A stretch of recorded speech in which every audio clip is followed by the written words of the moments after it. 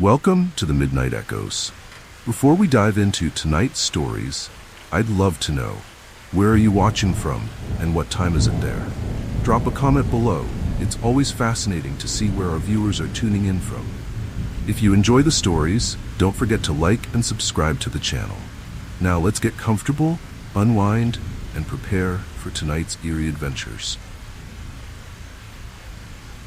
It was supposed to be a peaceful getaway, a weekend in the Adirondacks with a group of close friends. We found an isolated cabin deep in the woods, miles away from any town or road. The perfect spot to disconnect from our busy lives. The cabin was rustic but cozy, nestled among towering trees that seemed to stretch endlessly toward the sky. The first night was calm, the crackle of the fire and the sounds of the forest lulling us into a sense of serenity. We had no idea what was coming. The second night, everything changed. It started with strange noises outside, soft whispers carried by the wind, too faint to make out, but just loud enough to be unsettling. At first, we joked about it, convincing ourselves it was just the forest playing tricks on us. But as the night wore on, the sounds grew louder, more insistent, like someone or something was moving through the trees, circling the cabin. The air inside the cabin felt thick with unease, and none of us could shake the feeling that we were being watched. Around midnight, one of my friends noticed something carved into the wooden walls inside the cabin, symbols and markings we hadn't seen before. They were crude, almost ancient-looking, and we had no idea what they meant. As we examined the carvings, a chill settled over the room. It wasn't just the cold mountain air seeping in through the cracks. There was something sinister about those markings. Something that made the hair on the back of my neck stand up. We tried to brush it off and go to bed, but sleep didn't come easily. In the dead of night, I woke up to the sound of footsteps just outside the cabin, slow, deliberate steps crunching through the fallen leaves. My heart pounded as I lay still, straining to listen. The footsteps circled the cabin, and then stopped, right outside the door. I held my breath, waiting for something to happen, but the footsteps simply moved on, disappearing into the forest once more. I wasn't the only one who heard it. Everyone was awake, listening in silence, too scared to speak. The next morning, we found strange markings in the dirt around the cabin, like something or someone had been walking around the perimeter. They weren't footprints exactly, but deep, jagged grooves that looked like they had been made by claws. We tried to rationalize it, convincing ourselves it was just an animal, but deep down, we knew something wasn't right. The forest around us felt different, darker, as if the trees themselves were closing in. That evening, we decided to leave early, but when we tried to start the car, it wouldn't budge. The engine sputtered, but it refused to turn over. We were stranded, miles from the nearest town, with no cell service and no way to call for help. The sun was setting, and the forest seemed to grow darker and more oppressive with each passing minute. The whispers in the wind returned, louder this time, almost as if they were calling to us. Panic started to set in. As night fell, the cabin seemed to come alive with strange noises. Scratches at the windows, the creak of the floorboards, and the low moan of the wind outside. The carvings on the walls seemed to shift in the firelight, almost as if they were moving. We huddled together in the main room, too terrified to go to sleep, but exhaustion eventually took its toll. I don't know how long I had been asleep when I was jolted awake by a blood-curdling scream from outside. We rushed to the window, but all we could see were the dark outlines of the trees, swaying in the wind. Then we saw it, movement just beyond the edge of the firelight. A shadow, tall and hunched, moving between the trees. It was impossible to make out its form, but there was something unnatural about the way it moved. It stopped at the edge of the forest, staring at us. Or at least, that's what it felt like. My blood ran cold as the realization hit me. Whatever this thing was, it wasn't human. The shadowy figure retreated into the woods, disappearing into the darkness. We stayed up the rest of the night, unable to shake the feeling that it was still out there, watching, waiting. The next morning, we packed up as quickly as we could, determined to hike out of the woods and find help. As we left the cabin, we noticed something that made my heart sink. The same strange symbols carved into the trees around the cabin, as if marking the boundary of whatever had been haunting us. The hike out was grueling, and the forest felt more hostile than ever, the trees closing in on us with every step. We didn't speak much, all of us too shaken by what we had experienced. When we finally reached the nearest town, we told the locals about the cabin. That's when one of the older men shook his head and told us the story of the recluse who had once lived there. He had been obsessed with dark rituals, summoning spirits from the forest. No one had seen him in years, but they said his presence still lingered, and so did the spirits he had called. We never went back to that cabin, and I'll never forget the feeling of being watched, hunted by something we couldn't understand. The Adirondacks may be beautiful, but there's something ancient and dangerous in those woods, something that doesn't like to be disturbed. If you ever find yourself near a remote cabin deep in those mountains, listen closely to the wind. It might be whispering more than just the rustling of leaves.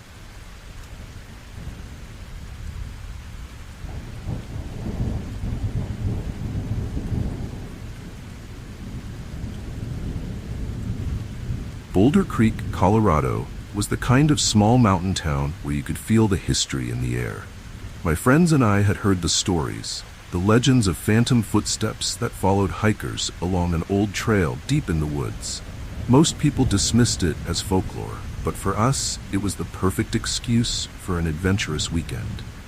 We decided to head out on the trail, thinking we'd find a beautiful hike and maybe a good story to tell around the campfire later. We had no idea what was waiting for us. The first few miles were stunning. The crisp mountain air, the towering pines, and the distant sound of the creek made for the perfect backdrop. We joked about the phantom footsteps, laughing as we stomped extra hard on the trail, trying to spook each other. But as we ventured deeper into the woods, the lightheartedness started to fade. The trees grew thicker, blocking out most of the sunlight, and the air became still, unnaturally still, like the forest was holding its breath. That's when we heard it. At first, it was faint, like the soft crunch of leaves underfoot. We stopped, thinking it was just another hiker behind us, but when we turned around, the trail was empty. I shrugged it off, convincing myself it was just an echo of our own footsteps, but the sound continued. It followed us. Every step we took, there was another, just slightly behind. My pulse quickened as the realization hit me. Someone, or something, was following us. The further we hiked, the louder the footsteps became. It wasn't just a sound anymore, it was a presence. The footsteps moved when we did, stopped when we stopped. My friends and I exchanged nervous glances, no longer making jokes. There was something out there, something unseen, and it wasn't going away. The air grew colder, and a strange fog began to roll in, thick and heavy, creeping between the trees and swallowing the trail ahead. As we moved deeper into the fog, the footsteps grew louder, almost frantic, like whatever was following us was getting closer. My heart pounded in my chest as the mist thickened, making it harder to see more than a few feet in front of us. I could feel my skin prickling with unease. The trees seemed to loom closer, their branches twisting in ways that felt unnatural, like they were watching us too. It wasn't just the footsteps that were following us anymore. The whole forest felt alive, and not in a good way. Suddenly, the footsteps stopped. We stood in silence, straining to hear, but the only sound was the distant gurgle of the creek. Relief washed over me for a moment. Maybe whatever had been following us had finally given up. But then, just as we were about to move forward, we saw them. Dark, shadowy figures, barely visible through the fog, standing motionless just off the trail. My stomach dropped. They weren't human, at least not anymore. The shapes were vague, but the outline of their clothing suggested miners, lost souls from Boulder Creek's gold rush days. One of my friends whispered that it had to be a trick of the light, but we all knew better. The figures didn't move, didn't make a sound. They just stood there, watching us, waiting. My skin crawled as I realized we had walked right into their territory, and they weren't going to let us leave so easily. The fog swirled around them, and though we couldn't see their faces, I could feel their eyes on us, cold and empty. The air grew colder still, and I knew we had to get out of there before they decided to follow us again. We turned and started walking back the way we had come, our pace quickening with each step. The footsteps returned, this time closer, louder. My breath caught in my throat as I glanced over my shoulder. expecting to see one of the shadowy figures right behind me. The fog made it impossible to see more than a few feet, but I could hear them, their footsteps matching ours, almost in perfect rhythm. They weren't just following us anymore, they were chasing us. We broke into a run, the footsteps pounding behind us, faster and faster. The fog swirled around us, disorienting, making the trail feel endless. My legs burned and my heart raced as I pushed forward, desperate to escape the unseen pursuers. The footsteps were so close now, I could almost feel their cold breath on the back of my neck. Panic set in, and for a moment, I thought we'd never make it out of the forest. Finally, we burst out of the fog and into a clearing, the sun breaking through the trees and lighting up the trail ahead. The footsteps stopped as abruptly as they had started, and the eerie silence returned. We slowed to a walk, gasping for breath, but we didn't dare stop until we reached the trailhead. When we finally did, we collapsed onto the ground, our bodies shaking with exhaustion and fear. None of us spoke for a long time. The footsteps were gone, but the memory of them still lingered, heavy in the air. We knew what we had experienced wasn't a figment of our imagination. The phantom footsteps of Boulder Creek were real, and the spirits of the lost miners were still wandering the trail, searching for something or someone to join them. We never went back to that trail. Every now and then, I hear about hikers who claim they've heard the same footsteps following them through the woods. Most people think it's just a local ghost story, but I know better. If you ever find yourself hiking near Boulder Creek, listen closely. The forest may be quiet, but you might not be alone.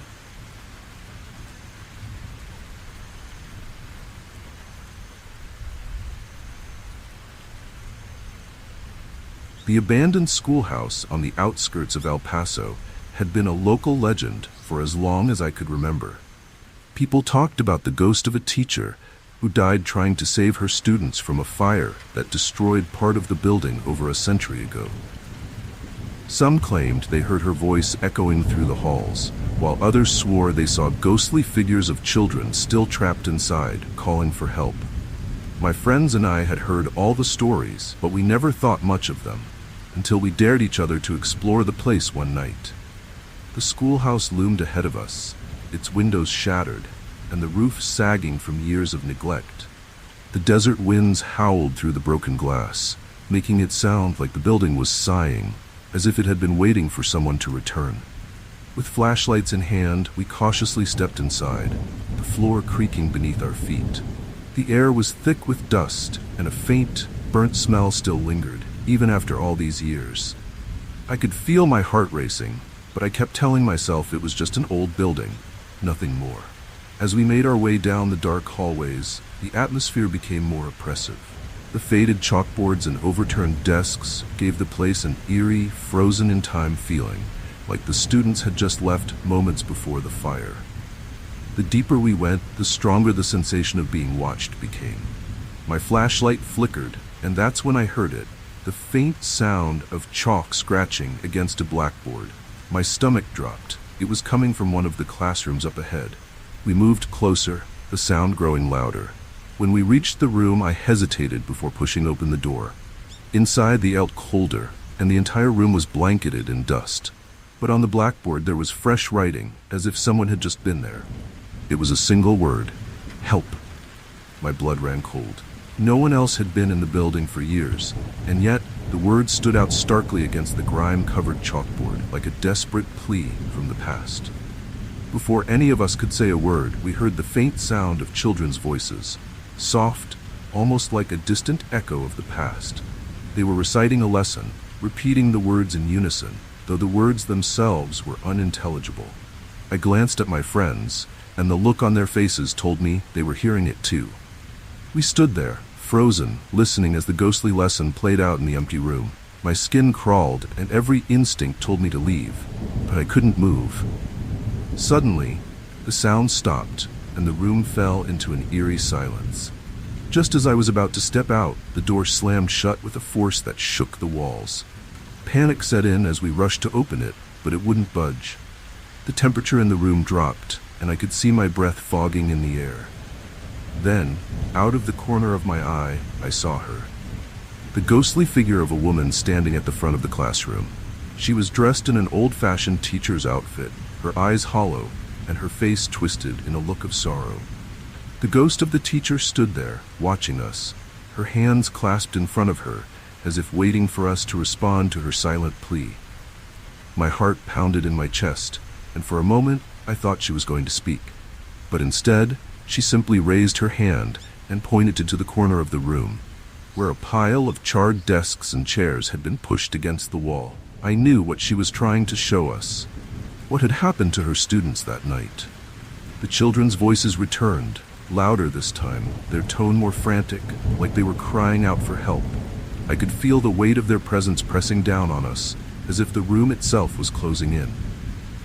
My friends and I frantically pulled at the door, and finally it gave way.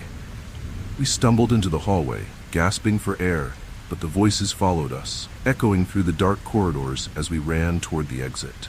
As we burst out of the schoolhouse, the voices stopped, and the night air felt unnervingly still. We didn't speak as we hurried back to the car, too shaken to even process what had just happened. The schoolhouse stood behind us, dark and silent once more, but I could still feel the weight of the teacher's gaze, watching us as we fled. Later, I did some digging and found out that the teacher had died in the fire trying to save her students. But none of the children survived. Their spirits, it seemed, were still trapped inside, reliving that final lesson, desperate for someone to acknowledge their fate. And the teacher? She was still searching for the students she couldn't save, trying to finish what she started all those years ago. I've never gone back to that schoolhouse, and I don't plan to, but the memory of that ghostly classroom, of the teacher's sorrowful face, and the cries of her students will stay with me forever. If you're ever in El Paso and decide to visit the old schoolhouse, be prepared. You might find yourself part of a lesson that never ends.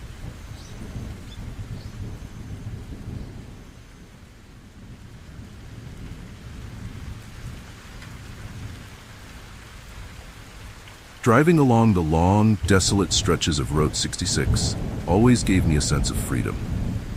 There's something about the open road and the endless horizon that makes you feel like you're a part of something bigger. But on one particular late-night haul, when the air felt unnervingly still, I encountered something that changed the way I'd view that iconic highway forever. I had heard the stories about a woman in an old-fashioned dress seen along the side of the road, waving for help.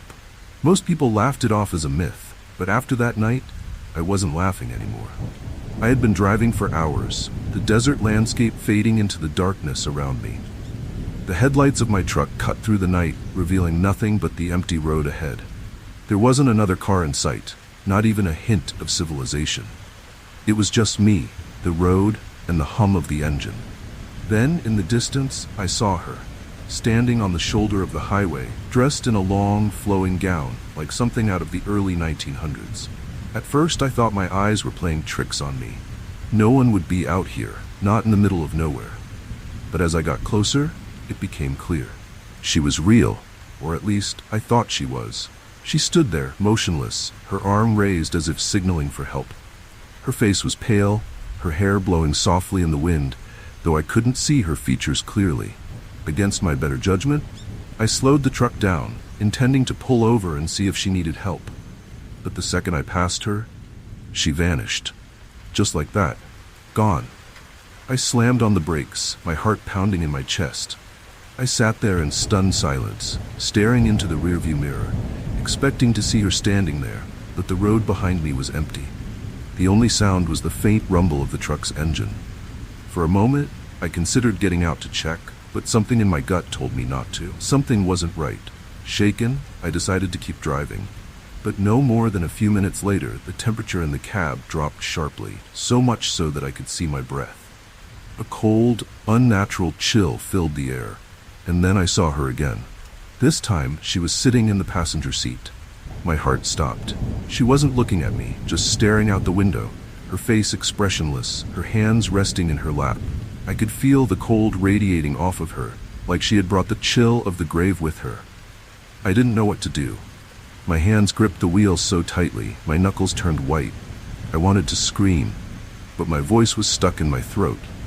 The woman didn't move, didn't make a sound. but her presence was overwhelming, filling the cab with an unbearable heaviness. I could feel my chest tighten as fear coursed through me. This wasn't a normal hitchhiker. I was in the presence of something otherworldly. Suddenly, the truck's radio crackled to life, even though I hadn't turned it on. Static filled the air, followed by faint whispers, voices I couldn't understand. I glanced at the woman, but she remained silent, still staring out the window, as if waiting for something or someone. I couldn't take it anymore. My instincts kicked in, and I slammed my foot down on the gas, desperate to get away from her, from whatever was happening. As the truck sped down the highway, I felt a cold breeze sweep through the cab, and then she was gone. Just like that. 1 second she was there, and the next, the seat beside me was empty. The temperature returned to normal, and the whispers on the radio faded into nothing. But the fear lingered, wrapping itself around me like a vice. I didn't know what I had just experienced, but I knew it wasn't over. For the rest of the drive, I kept glancing in the rearview mirror, half expecting to see her standing on the side of the road again, or worse, back in the passenger seat. My mind raced with questions. Who was she? What did she want? I had heard stories about ghosts along Route 66, but I never believed them, until now. The woman in the old-fashioned dress wasn't just a legend.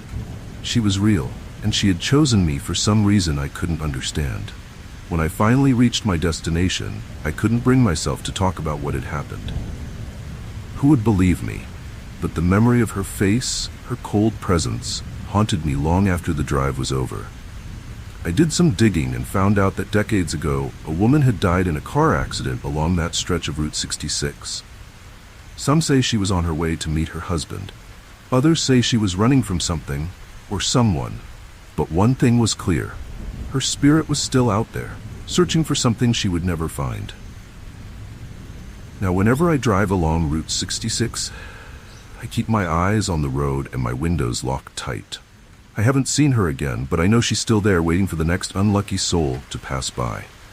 If you ever find yourself driving down that lonely stretch of highway and you see a woman in a white dress standing by the road, don't stop.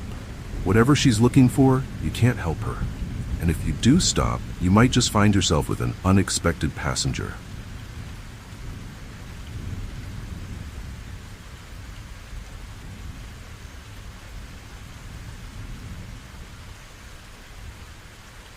Vicksburg, Mississippi, has always been known for its deep historical roots, especially its pivotal role in the Civil War. But the old bed and breakfast I stayed at during my trip had its own legend, the story of the Wailing Widow. The building had once been part of a Civil War hospital, and according to locals, the spirit of a grieving woman still haunted its halls. She was said to be the widow of a Confederate soldier who died there. Her sorrow too great for her to find peace. I had come to Vicksburg for the history, but I wasn't prepared for what I'd encounter inside that house. From the moment I stepped through the door, I could feel something was off. The air inside the bed and breakfast was heavy, thick with an invisible presence. The house itself was beautiful, with its high ceilings, antique furniture, and large windows that overlooked the grounds where soldiers once walked. But there was an undeniable chill in the air, even in the warmth of summer. The innkeeper, an elderly woman with kind eyes, gave me a knowing look as she handed me the key to my room, as if she had seen this all before. That night, as I settled into bed, I couldn't shake the feeling that I wasn't alone. The wind outside howled softly, but inside the house was eerily silent. I was on the verge of sleep when I heard it, a faint, heart-wrenching sob. At first, I thought it was part of a dream, but the sound persisted, growing louder with each passing second. I sat up, my heart racing, and listened closely. The crying was coming from the hallway just outside my door. I got out of bed, my hands trembling as I reached for the doorknob. The sobbing grew louder, and I hesitated for a moment, unsure of what I would find on the other side. Slowly, I opened the door and stepped into the hallway. The air was colder here, and the crying sounded as if it was coming from everywhere at once, echoing through the walls. The long, dark corridor stretched before me, empty, except for the flickering shadows cast by a single wall sconce. As I crept down the hallway, the sobbing became more distinct, a woman's voice, filled with grief and despair. I followed the sound, my footsteps soft on the creaky wooden floor, until I reached a small room at the far end of the house. The door was slightly ajar, and a dim light spilled out into the hall. I pushed the door open, and there she was. A woman stood near the window, her back to me, dressed in a tattered, blood-stained dress. Her shoulders shook with each sob, and her long hair hung down her back, disheveled and tangled. I froze, too terrified to move. I wanted to call out, to ask if she was okay, but the words caught in my throat. The woman didn't turn around, didn't acknowledge my presence. Instead, she continued to cry softly, her head bowed as if she were mourning some great, unbearable loss. My skin crawled as I realized who she was, the Wailing Widow. The legend was true. Without warning, the woman's sobs stopped abruptly. The silence was deafening. Slowly, she turned to face me, and I gasped. Her face was pale, her eyes hollow and dark, filled with an emptiness that made my blood run cold. She looked right through me as if I wasn't really there, her expression one of utter sorrow. Her lips parted, and she whispered one word, her voice barely audible. "Why?" I stumbled back, my heart pounding in my chest, but I couldn't tear my eyes away from her. The weight of her grief was palpable, pressing down on me like a physical force. She stepped closer, her hand outstretched, and I felt the temperature in the room plummet. My breath fogged in the air, and I could feel her sadness creeping into me, filling me with a deep sense of loss that wasn't my own. Just as her hand was about to touch mine, she vanished. The room fell silent, the air suddenly warmer, as if nothing had ever happened. I stood there, trembling, my mind struggling to comprehend what I had just witnessed. The wailing was gone, but the feeling of sorrow lingered, wrapping around me like a cold shroud. I hurried back to my room, too shaken to sleep. The next morning, I spoke to the innkeeper, telling her about the ghostly woman I had seen. She nodded slowly, her eyes filled with understanding. "That was Mary," she said softly. "She lost her husband during the war. He died right here in this house, and she never forgave herself for not being able to save him." The innkeeper explained that Mary had been seen by many guests over the years, always mourning, always searching for her lost love. I left Vicksburg later that day, but the memory of the Wailing Widow has stayed with me. Her grief, so powerful and all-consuming, bound her spirit to that old house, forever searching for peace that would never come. If you ever stay at that bed and breakfast, be prepared. You might hear her sobs in the dead of night, echoing through the halls, as she searches for her lost love, waiting, always waiting.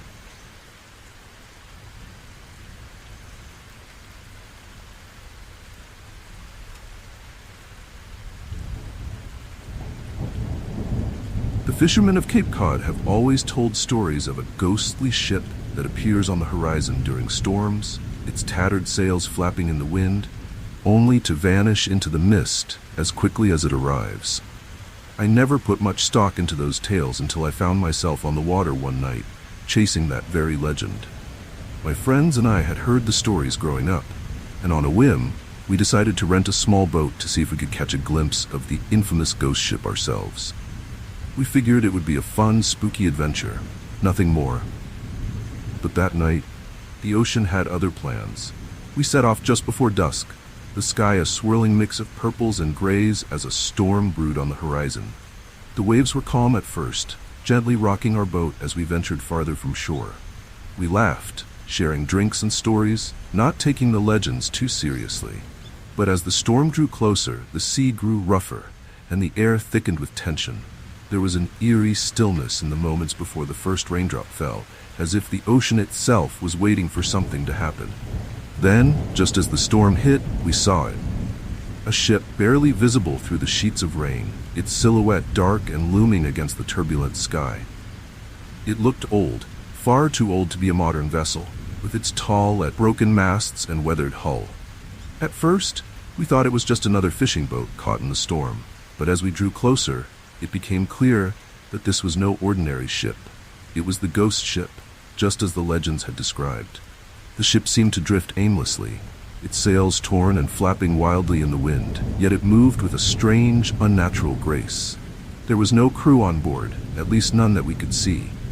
The storm raged around us, but the ghost ship moved through the waves as if untouched by the chaos. We stared in awe, unsure whether to be terrified or mesmerized. The ship felt like something out of another time, another world, and we couldn't look away. Suddenly, our boat lurched as if something had grabbed hold of it. We scrambled to regain control, but it was as if the sea itself had come alive, pulling us toward the ghost ship. Panic set in as the waves grew higher, crashing over the sides of the boat. The storm roared around us, and the ghost ship loomed closer, its dark, towering figure casting a shadow over us. The wind howled, and the rain came down in sheets, but all I could see was the ship drawing us in like a magnet. As we were pulled closer, we began to hear voices. Faint, ghostly whispers carried on the wind. They seemed to come from the ship, though no one was visible on board.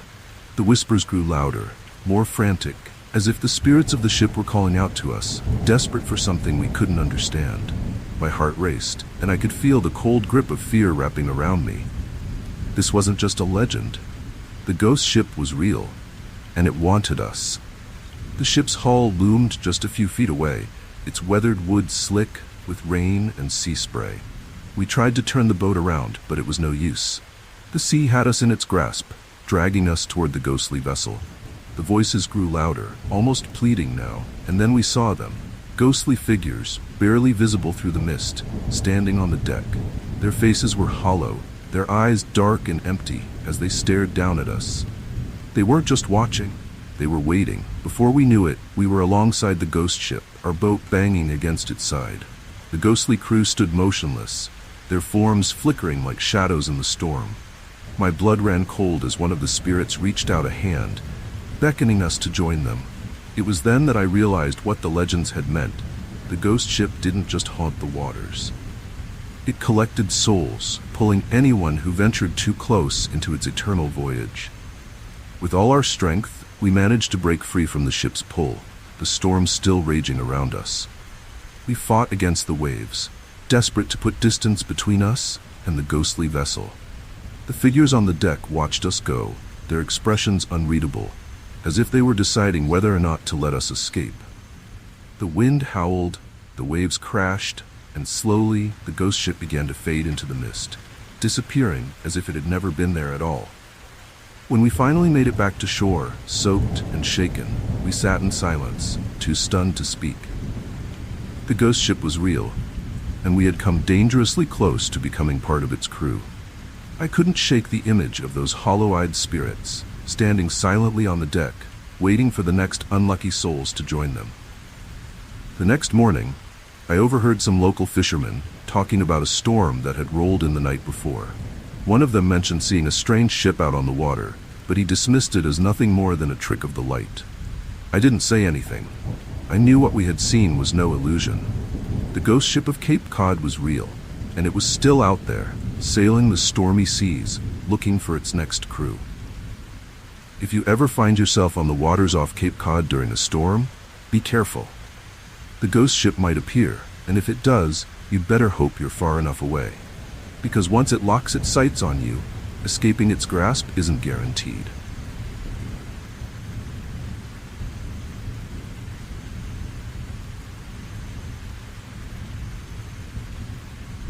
It was a quiet, moonlit evening when I arrived in Lexington, Massachusetts, a town steeped in Revolutionary War history. I had always been fascinated by the stories of that era, especially the tales of soldiers who fought and died on the very ground I now walked. But there was one story I hadn't heard until I checked into the local inn, the legend of the spectral drummers. Locals claimed that, late at night, you could hear the sound of drumming coming from the old battlefield, the restless spirits of Revolutionary War soldiers still preparing for a battle that would never come. Intrigued, I decided to stay up and see if the legend was true. The innkeeper had warned me not to go looking for the drummers. "They're not just echoes of the past," she said, her voice serious. "Once they start, they don't stop." But curiosity got the better of me. Around midnight, I left the warmth of the inn and headed toward the old battlefield, a wide, grassy expanse just outside of town. The moon hung high in the sky, casting long shadows across the field, and the only sound was the soft rustling of leaves in the breeze. At first it was peaceful, just the quiet of the night and the faint chirping of crickets. But as I walked further into the field, I heard it. the distant, rhythmic thumping of drums. My heart skipped a beat as the sound echoed through the night, faint but unmistakable. I stopped in my tracks, straining to listen. The drumming was slow and steady, as if a ghostly regiment was marching through the fog of time, preparing for a battle long forgotten by the living. The sound grew louder, more distinct, as I ventured deeper into the field. There was no one else around, and yet the drumming persisted, as if an invisible army was right beside me, their feet moving in sync with the beat. I couldn't see them, but I could feel their presence, cold and unrelenting. A chill crept down my spine, and the air grew colder, heavier, like the weight of centuries pressing down on the battlefield. As I moved forward, the drumming became more frantic, more urgent, and with it came the sound of footsteps, heavy, marching footsteps that seemed to surround me on all sides. I spun around, expecting to see someone, but the field was empty. Panic started to bubble up in my chest, but I pushed it down, trying to convince myself that it was just my imagination. But deep down, I knew it wasn't. Then, in the distance, I saw them, shadowy figures, barely visible in the moonlight, standing in formation near the far edge of the field. They didn't move, didn't speak, just stood there, as still as statues, their forms dark against the night sky. My breath caught in my throat as I realized what I was seeing. The spectral soldiers of Lexington, trapped in an endless loop of preparation for a battle that had long since passed. The drumming grew louder, almost deafening, as the figures began to march. I stood frozen, watching in disbelief as the shadowy soldiers moved across the field, their feet never touching the ground, their faces obscured by darkness. The air around me was thick with tension, like the very atmosphere was charged with the energy of the past. The drumming was all I could hear, pounding in my ears, echoing through my chest like a heartbeat. It was as if the ground itself was alive with the memory of war, and I was standing in the middle of it.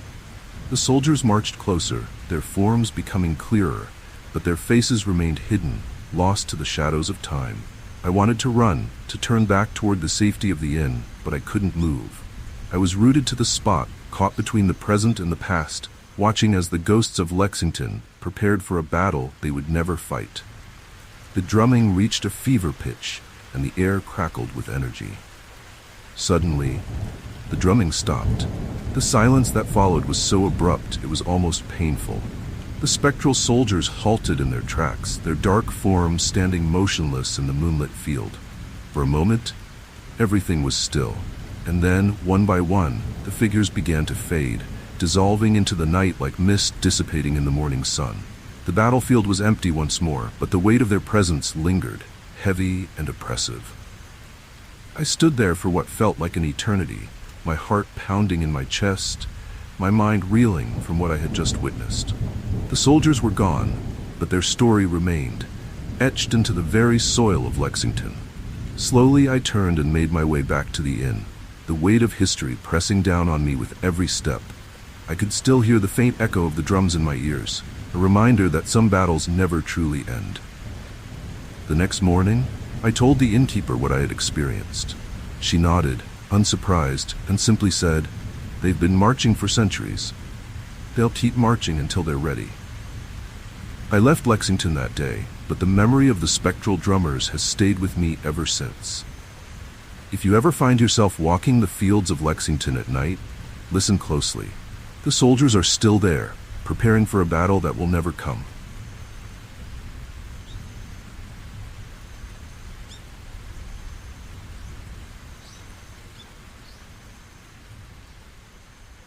A private tour of Alcatraz Island seemed like the ultimate thrill for a group of history buffs like us. We'd read about the infamous prison, its history of housing notorious criminals, and the tales of failed escape attempts.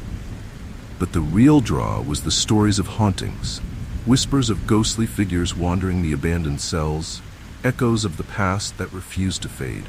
We thought it was all part of the mystique, just exaggerated legends. None of us expected to experience the island's darker side firsthand.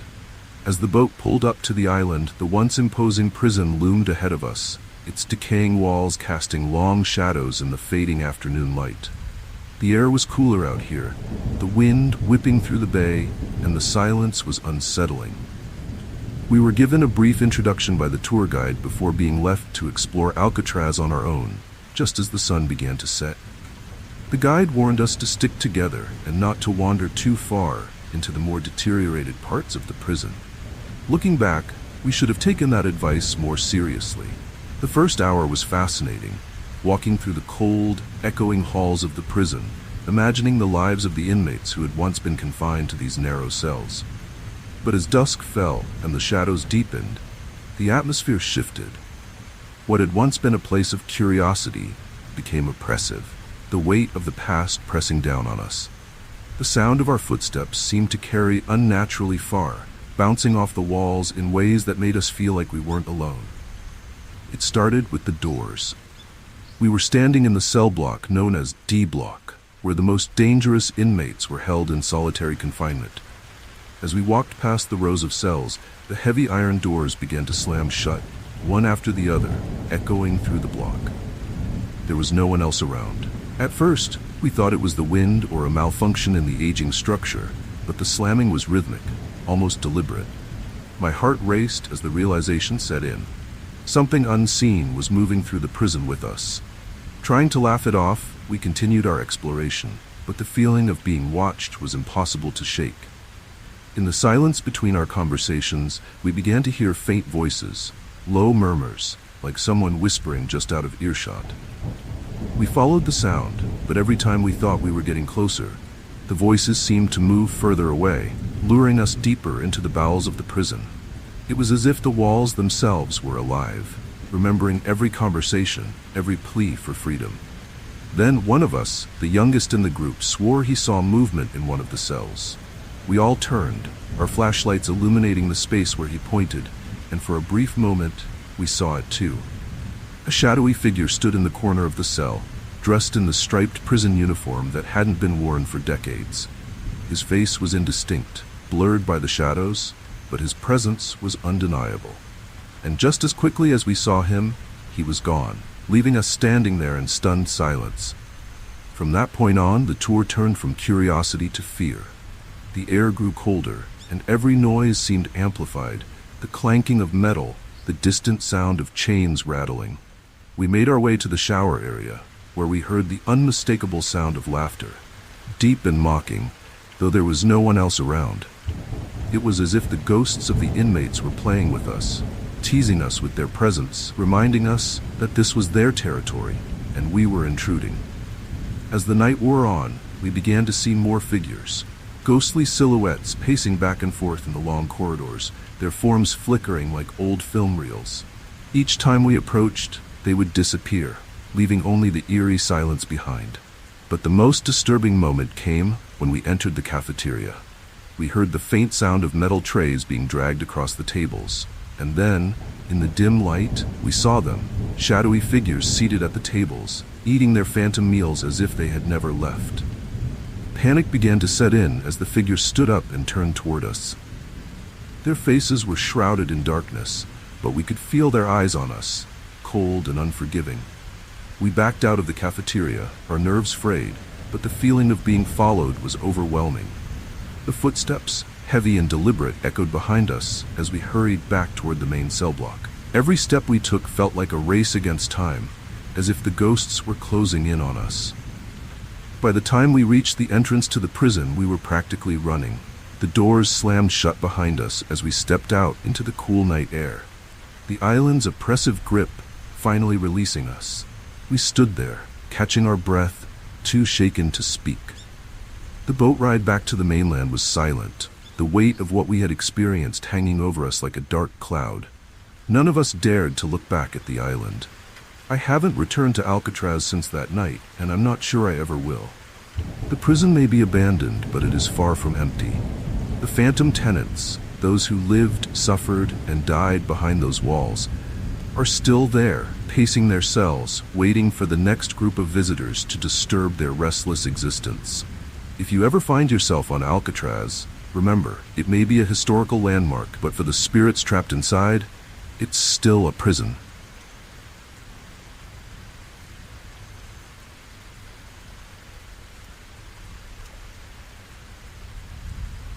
Nantucket's shores have always been steeped in maritime legend, but nothing prepared me for the story of the lantern ghosts. I had gone to the island for a quiet vacation to escape the rush of city life and lose myself in the charm of the coast. On my second night there, while chatting with a local bartender, I heard about the ghostly lanterns that appeared along the beach during foggy nights. The locals spoke of long-dead fishermen, their spirits forever wandering the shoreline, their lanterns glowing faintly through the mist. Intrigued, I decided to see if the tale was true. That evening, the fog rolled in thick, swallowing the coastline and turning the beach into a ghostly world of shadows. Armed with only a flashlight, I ventured out onto the sand. The air was cold, and the distant crash of waves was the only sound breaking the eerie stillness. The fog was so dense it felt like a living thing, wrapping around me as I walked along the beach. For a while, I saw nothing unusual, just the dark, endless stretch of mist-shrouded shoreline. And then I saw it. Faint at first, just a small flicker of light through the fog, like a distant candle flame swaying in the breeze. My heart skipped a beat as I stared at the glow. It didn't move like the beam of a flashlight or the headlights of a car. It was softer, older, like a lantern swaying gently in someone's hand.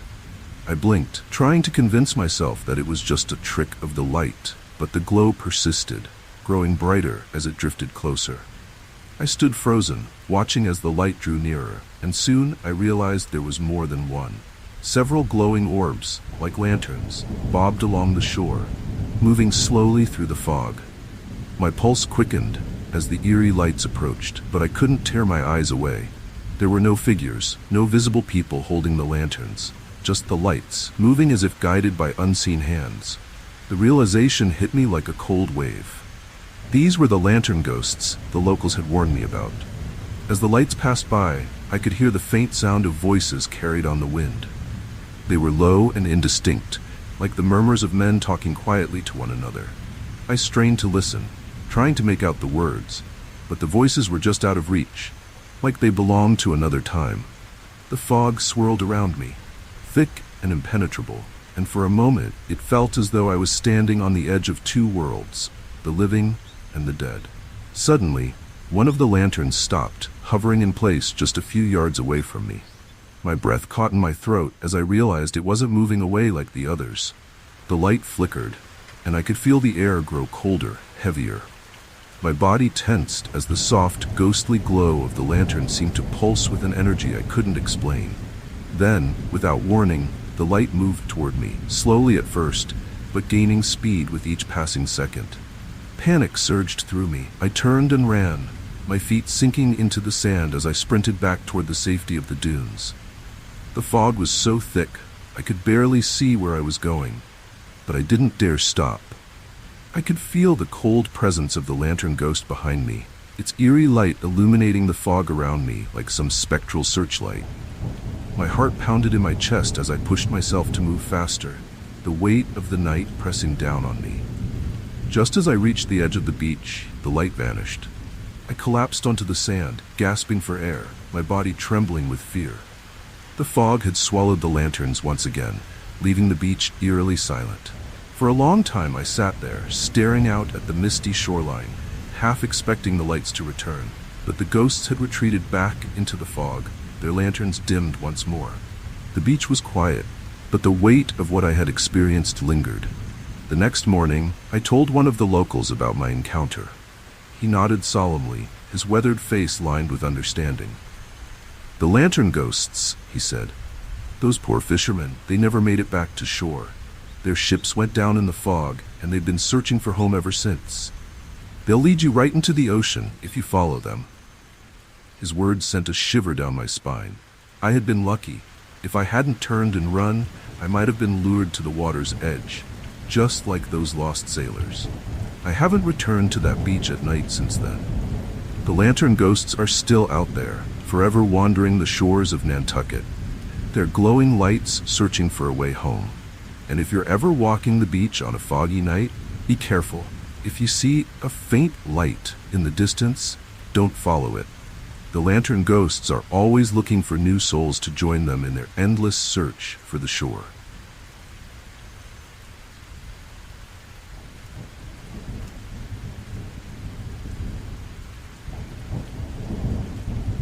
Mount Shasta had always been a place of mystery, its towering peak shrouded in legend and lore. I had heard the stories of strange disappearances, odd lights in the sky, and the whispers carried on the wind. The mountain seemed to attract people who were drawn to the unknown, and I was no exception. As an experienced mountaineer, I'd climbed many peaks, but Shasta felt different. There was something about it, something that made you feel like you were never truly alone.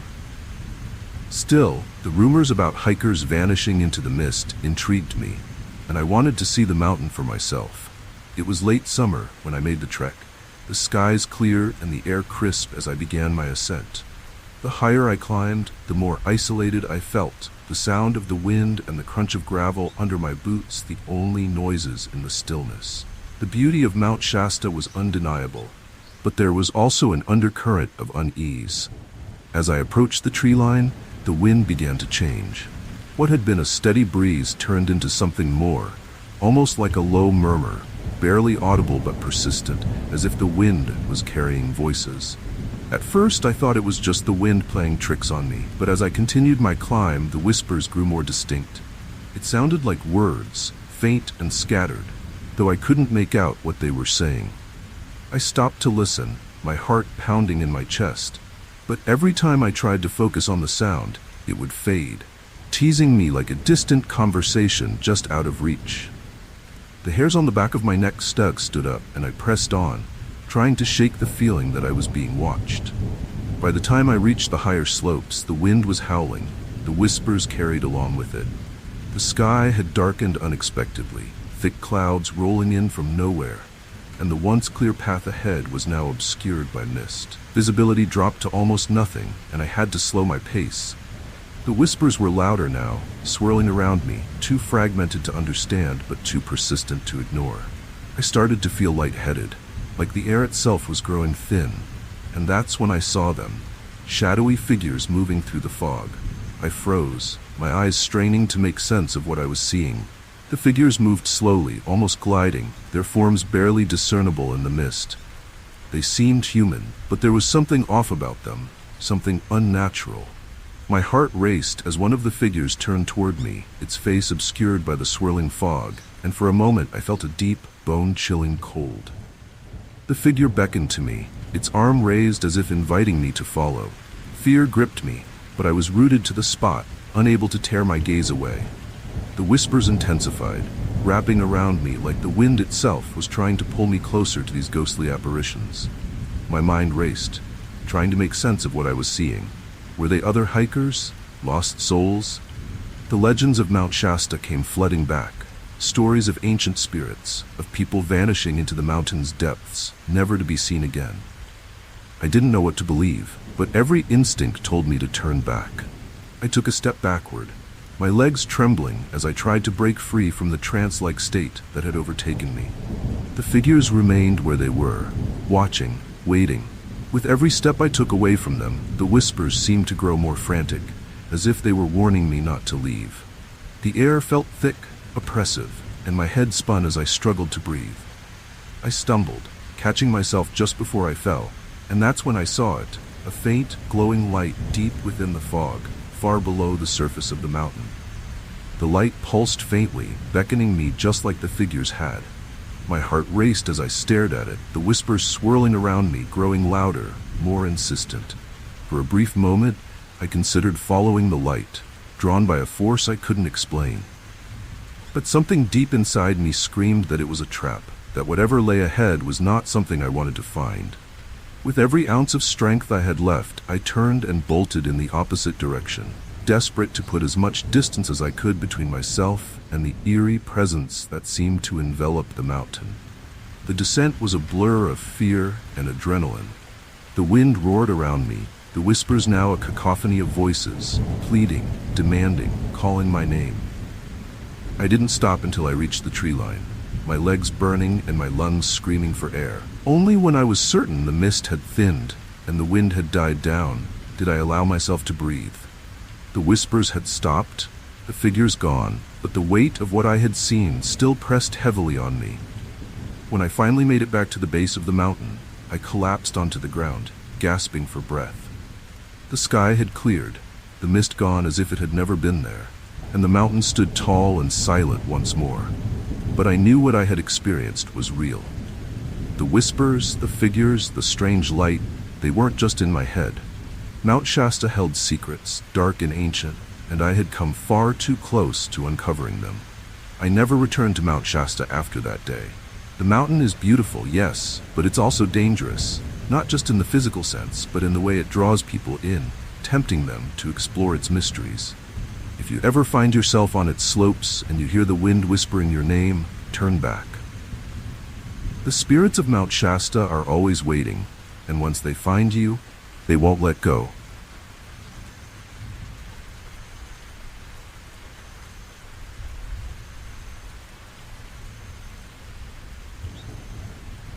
I've always had a soft spot for antiques, so when I stumbled upon a quaint little shop in Charleston during the weekend getaway, I couldn't resist stepping inside.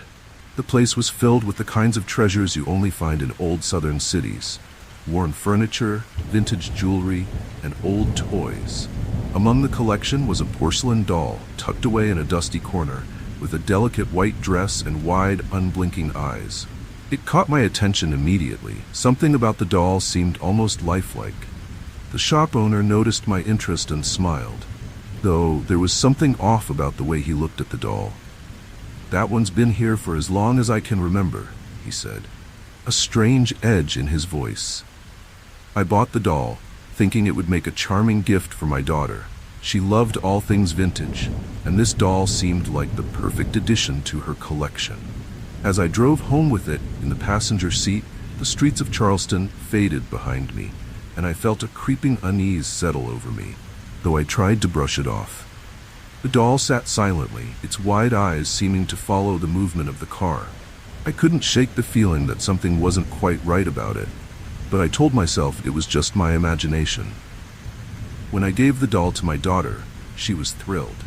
She placed it on the shelf in her room, right next to her other dolls, and that's when the strange things began to happen. It started small at first. Doors would creak open on their own, lights would flicker, and objects would be moved from where we had left them. My daughter swore she wasn't doing it, and though I tried to believe her, I couldn't help but feel a growing sense of unease. One night, I was walking past her room when I heard her talking softly to someone. I assumed she was on the phone, but when I peeked inside, she was sitting on the floor, facing the shelf where the doll sat. She wasn't holding a phone. She was talking to the doll. I froze in the doorway, listening as she whispered something I couldn't quite make out. Her back was to me, but the doll's eyes seemed to be locked on mine, as if it knew I was there. A cold shiver ran down my spine, and I quietly backed out of the room, trying to shake off the unease. The next morning, I asked my daughter about it. She shrugged as if it was the most natural thing in the world, and said the doll had been talking to her since the night before. My heart skipped a beat. She claimed the doll had told her stories about a little girl who used to own it, a girl who had died a long time ago. I tried to laugh it off, telling her it was just her imagination, but deep down, I knew something was wrong. The doll had an energy about it, something dark and unsettling. Over the next few days, things escalated. My daughter became more withdrawn, spending hours alone in her room with the doll. She stopped playing with her other toys, stopped talking to me as much. One evening, I found her sitting by the window, staring out at nothing, the doll cradled in her arms. When I asked her what she was doing, she turned to me with an expression I didn't recognize. Her eyes distant, her voice flat. "She's coming," she whispered. "The little girl is coming for me." That night, I woke up to the sound of soft footsteps in the hallway.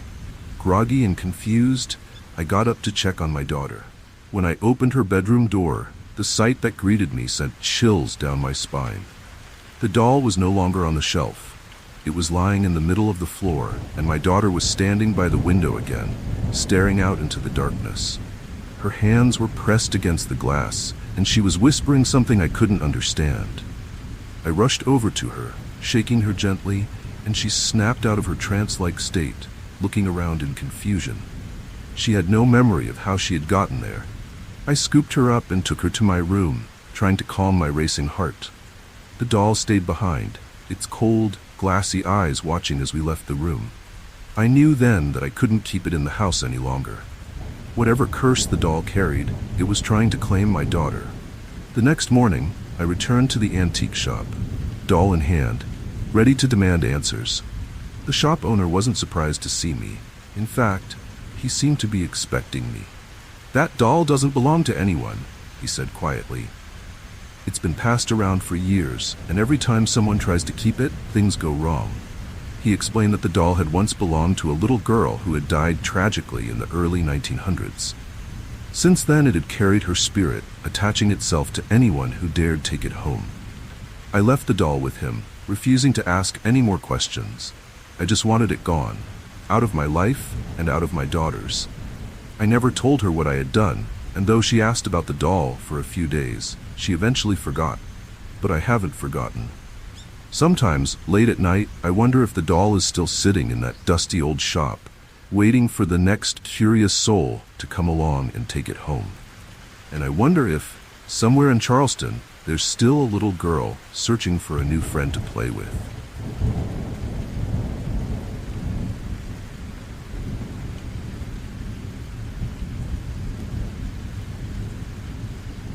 It was my first week as a rookie firefighter in Chicago, and I had been assigned to one of the city's oldest firehouses, a building that had survived the Great Chicago Fire of 1871.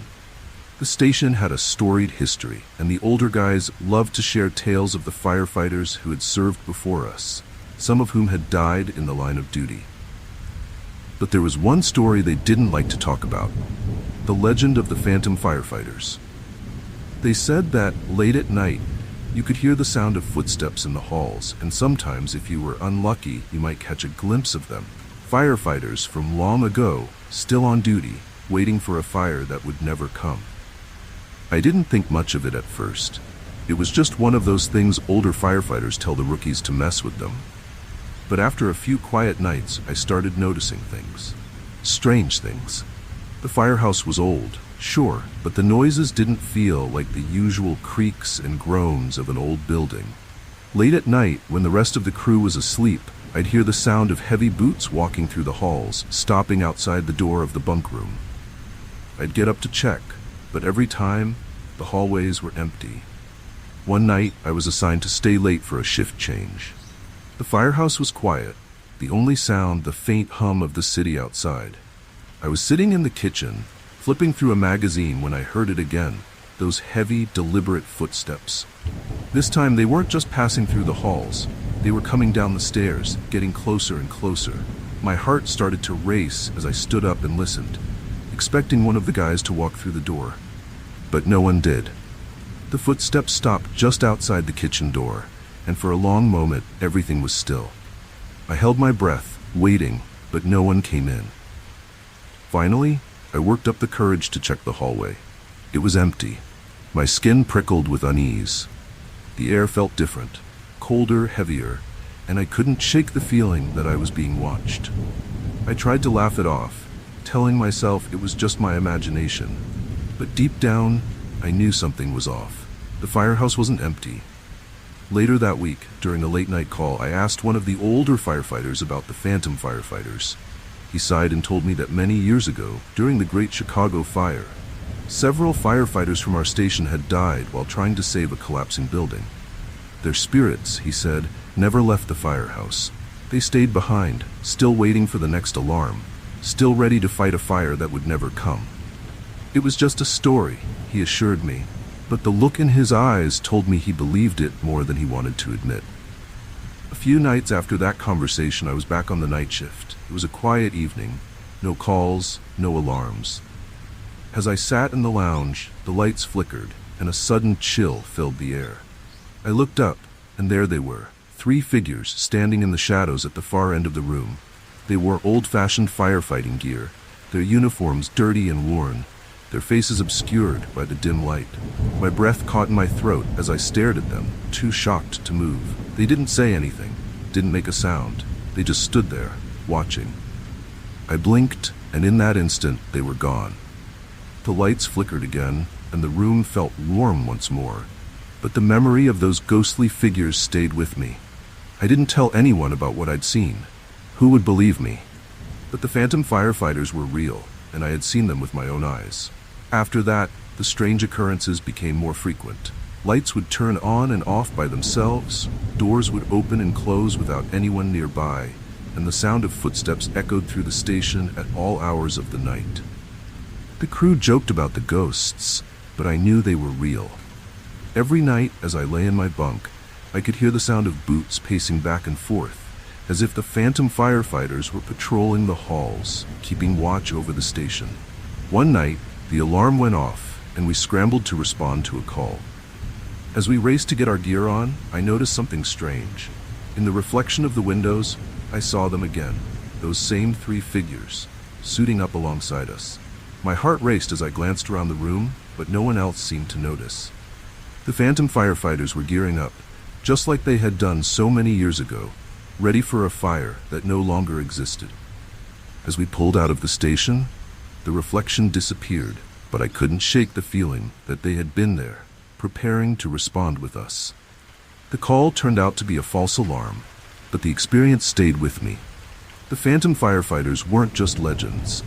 They were still there, still waiting for the next call, still ready to do their duty. To this day, whenever I walk the halls of that old firehouse, I can feel them. The spirits of those brave men who gave their lives so long ago, still watching over the station, still waiting for the next fire. If you ever find yourself in one of Chicago's old firehouses late at night, listen closely. You might hear the footsteps of the phantom firefighters, still on duty, still answering the call that never came.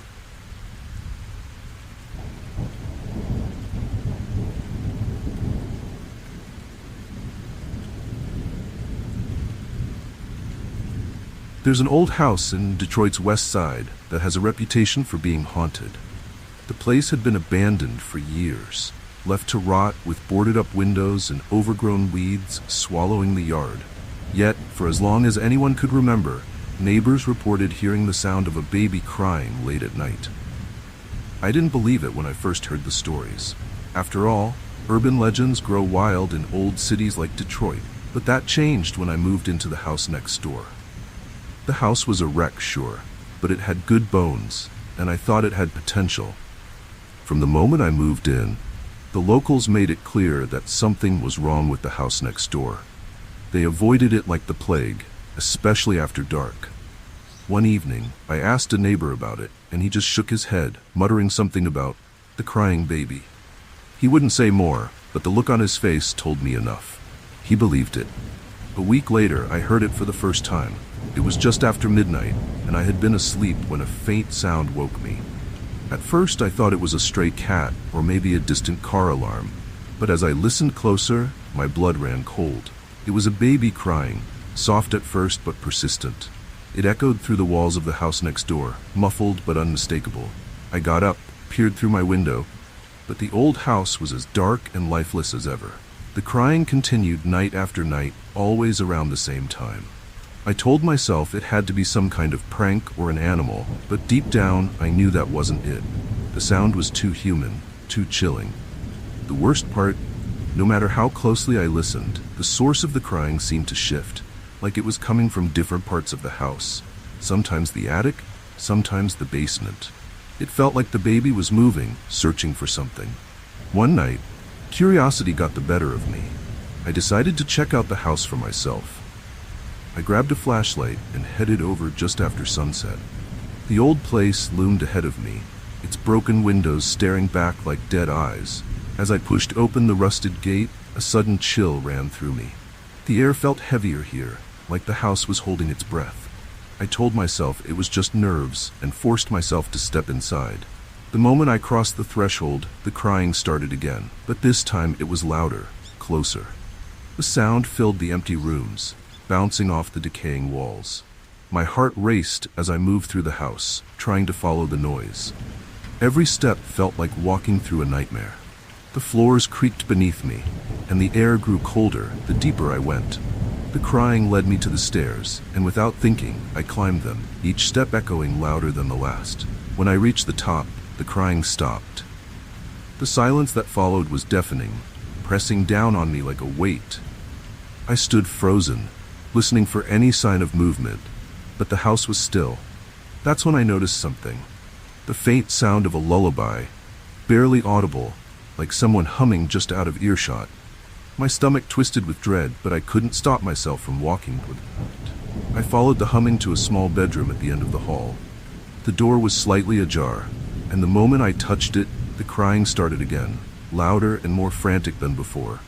I pushed the door open, and my heart nearly stopped.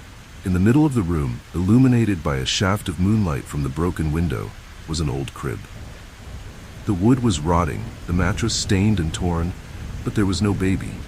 Suddenly, the temperature in the room dropped sharply, and I could see my breath fogging in the air. The crying grew louder, more desperate, like the baby was right there, crying for help. I backed away, my pulse pounding in my ears, and then, out of the corner of my eye, I saw it. A figure standing in the shadows near the crib. It was a woman, her face pale and hollow, her eyes filled with sorrow. She didn't move, didn't make a sound, but I could feel the weight of her grief pressing down on me. I turned and ran, stumbling down the stairs and out of the house as fast as I could. The crying followed me, growing fainter with each step until finally it was gone. I didn't stop until I was safely back in my own house, my heart still racing, my mind spinning. The crying baby wasn't just a legend, it was real, and whatever tragedy had unfolded in that house so many years ago still lingered, echoing through the walls like a broken record. The next day, I packed up and left. I couldn't stay, not after what I'd seen and heard. The crying still haunts me, even now. Sometimes late at night, when everything is quiet, I think I can still hear it. Faint, distant, like a memory that refuses to fade. And I wonder, is the baby still crying? Is the mother still searching for her child? The house is still there, abandoned and decaying, a monument to a tragedy no one talks about. And if you ever find yourself walking the streets of Detroit late at night, listen closely. You might hear the sound of a baby crying, and if you do, turn away. Some things are better left forgotten.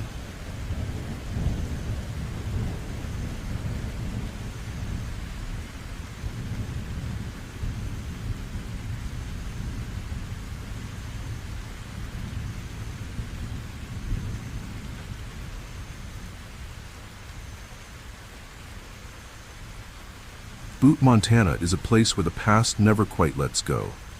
Once a bustling mining town, it's now a quiet reminder of the lives that were lost deep beneath the earth.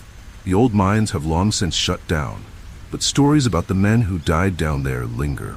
Some say the spirits of the miners never left, that they still roam the abandoned tunnels searching for the treasure they were promised but never found. I didn't believe it, of course. That is, until I took a tour of the old mines myself. It was a cold autumn afternoon when I joined a group of tourists for a guided tour through the dilapidated mine. Our guide, an older man with a gruff voice and years of mining knowledge, led us deep into the tunnels, telling us tales of Butte's glory days. The air grew cooler the further we descended, and the darkness closed in around us, the only light coming from our headlamps. Despite the history lesson, I couldn't shake the feeling that something wasn't right. The deeper we went, the more oppressive the atmosphere became, as if the mine itself was alive. About halfway through the tour, we reached a section of the mine that had been closed off due to a catastrophic collapse over a century ago. The guide stopped us there, pointing out the makeshift memorials set up by families who had lost loved ones in the collapse. The names of the miners were etched into the crumbling walls, their stories lost to time. As the guide spoke, I thought I heard something. Faint, almost imperceptible, like the sound of a pickaxe striking stone. At first, I brushed it off as my mind playing tricks on me, but then it came again, clearer this time. The rhythmic clinking of metal on rock echoed faintly through the tunnels, growing louder as the minutes passed. I looked around, expecting someone else to react, but no one seemed to notice. The guide continued speaking, his voice bouncing off the narrow walls. But my attention was focused on the sounds, steady, persistent, and undeniably real. The miners were still working. As we moved deeper into the mine, the sounds grew louder, joined by the faint murmur of voices.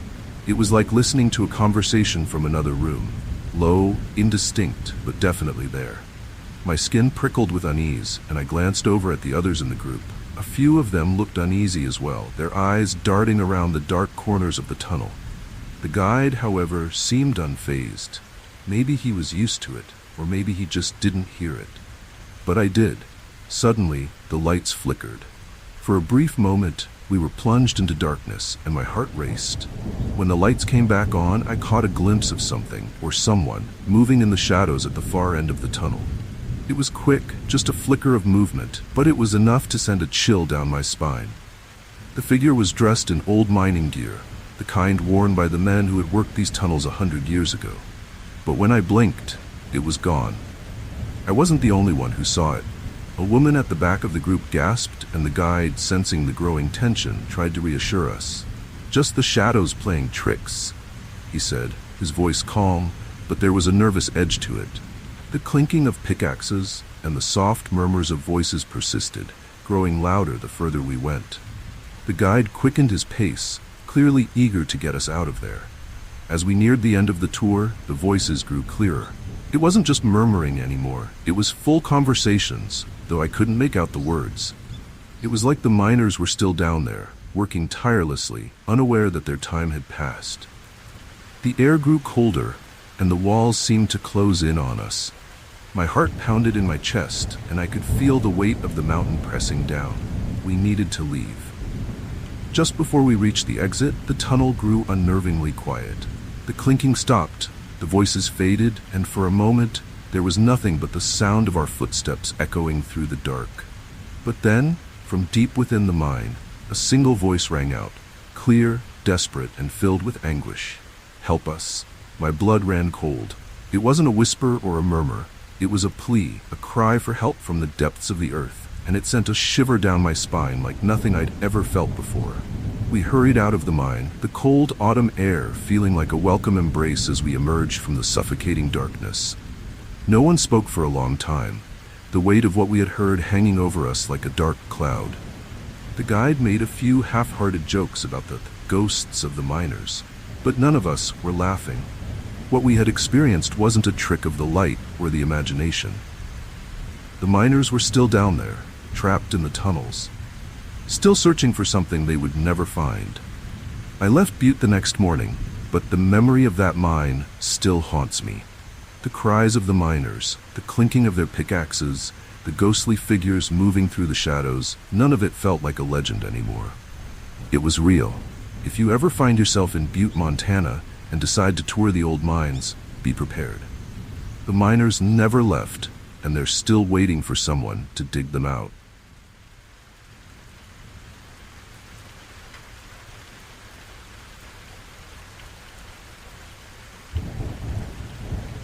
The Oregon coast is known for its rugged beauty, but it's also a place where the sea meets the sky in a way that makes you feel small, insignificant even. I had been living in a small coastal town for a few months, enjoying the tranquility that came with the sound of crashing waves and the cool, misty air. But I soon learned that the cliffs overlooking the ocean had their own dark history. Fishermen and lighthouse keepers often spoke of shadow figures appearing on the cliffs during storms, always watching, never moving. It was an old legend, one that locals told with a shiver, but I never gave it much thought, until I saw them for myself. It was during one of those heavy coastal storms that roll in out of nowhere, with winds that howl through the trees and waves that crash violently against the shore. I had been walking along the cliffs near the lighthouse, my jacket pulled tight against the biting wind, when I noticed a figure standing at the edge of the rocks. The rain was coming down hard, and visibility was low, but there was no mistaking the dark outline of a person standing there, completely still, facing the sea. At first, I thought it was another hiker, or maybe a fisherman braving the storm. But as I got closer, something about the figure seemed off. They weren't dressed for the weather. No raincoat, no hat, just a shadowy form swaying slightly in the wind. I called out, but the wind snatched my voice away before it could reach them. The figure didn't react, didn't even seem to hear me. I quickened my pace, trying to get a better look. But as I drew nearer, the figure vanished, just like that, as if the storm had swallowed them whole. I stopped in my tracks, scanning the cliffs for any sign of the person, but there was nothing. My heart pounded in my chest as I stood there.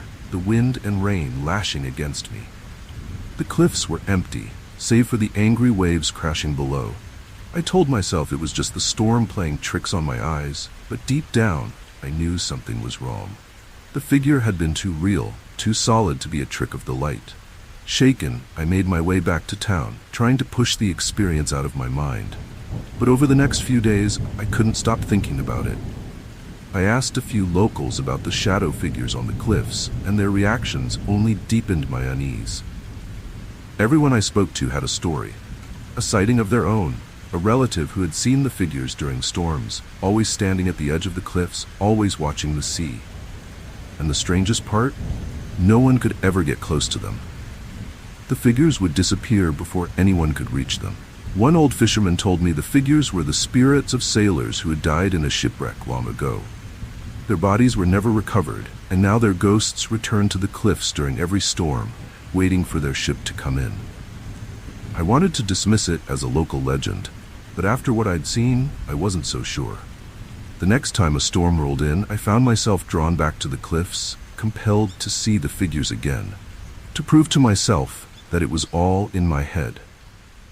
The wind was even stronger this time, howling through the trees like a living thing. The sky was dark, the clouds heavy and menacing, and the waves crashed violently against the rocks below. As I approached the cliffs, I saw them again, 3 shadowy figures standing at the edge, completely still, their backs to me. My heart raced, but I couldn't stop myself from moving closer. I had to know what they were.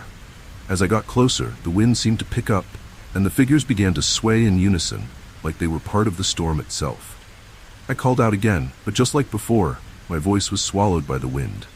The figures didn't move, didn't acknowledge my presence. I was only a few feet away now, close enough to make out their forms, dark, indistinct, but undeniably human.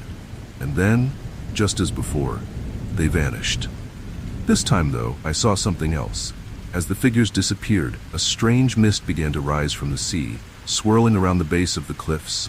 In the distance, I heard a faint sound, like the tolling of a bell, far out at sea. The wind howled even louder, and the mist grew thicker, creeping up the cliffs like fingers reaching out of the water. My skin prickled with fear, and I knew I had to leave. I turned and ran, the wind pushing against me as I scrambled back to the safety of the lighthouse. When I finally made it inside, I was drenched, my heart still pounding in my chest. The keeper, an old man who had lived on the coast his whole life, took one look at me and nodded knowingly. "You saw them, didn't you?" he asked. I nodded, still too shaken to speak. He told me that the shadow figures had been appearing for as long as anyone could remember, always during storms, always watching the sea. According to the lighthouse keeper, the figures were waiting for something, a ship that would never return. They had been sailors once, lost to the ocean, their bodies never found. Now they were cursed to stand on the cliffs, watching and waiting, hoping for a rescue that would never come. The tolling bell I had heard, he said, was the sound of their ship's bell, still calling out through the fog, long after the ship itself had been claimed by the sea. I've seen the shadow figures a few times since then, always during storms, always standing at the edge of the cliffs. I've stopped trying to get close. Whatever they are, they belong to the sea now, lost in a storm that never ends. If you ever find yourself on the Oregon coast during a storm, keep an eye on the cliffs. You might see them, those dark, watching figures, waiting for a ship that will never return.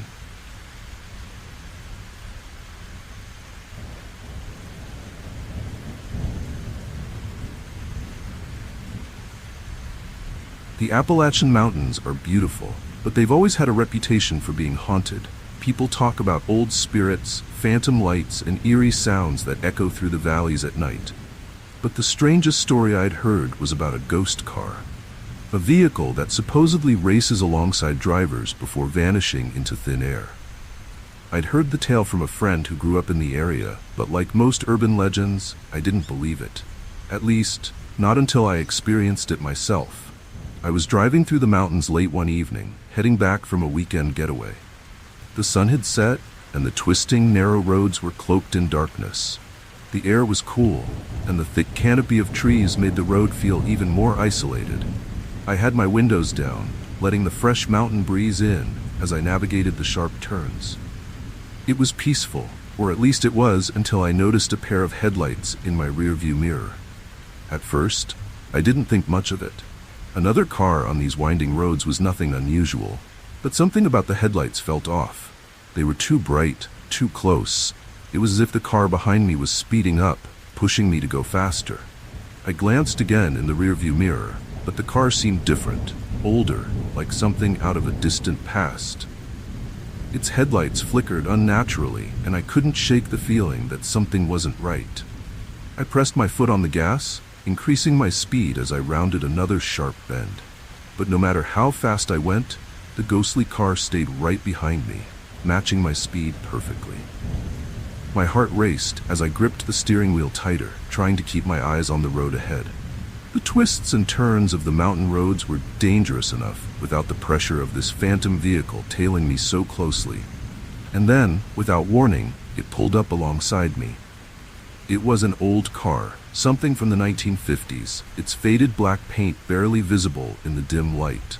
The windows were tinted, but I could feel the presence of something or someone inside, watching me. The car seemed to drift effortlessly beside me, as if the laws of physics didn't apply. I glanced over, trying to make out the driver, but all I could see was a shadowy figure behind the wheel. A cold chill ran down my spine. The figure didn't move, didn't acknowledge me, just drove alongside me in eerie silence. Panic set in.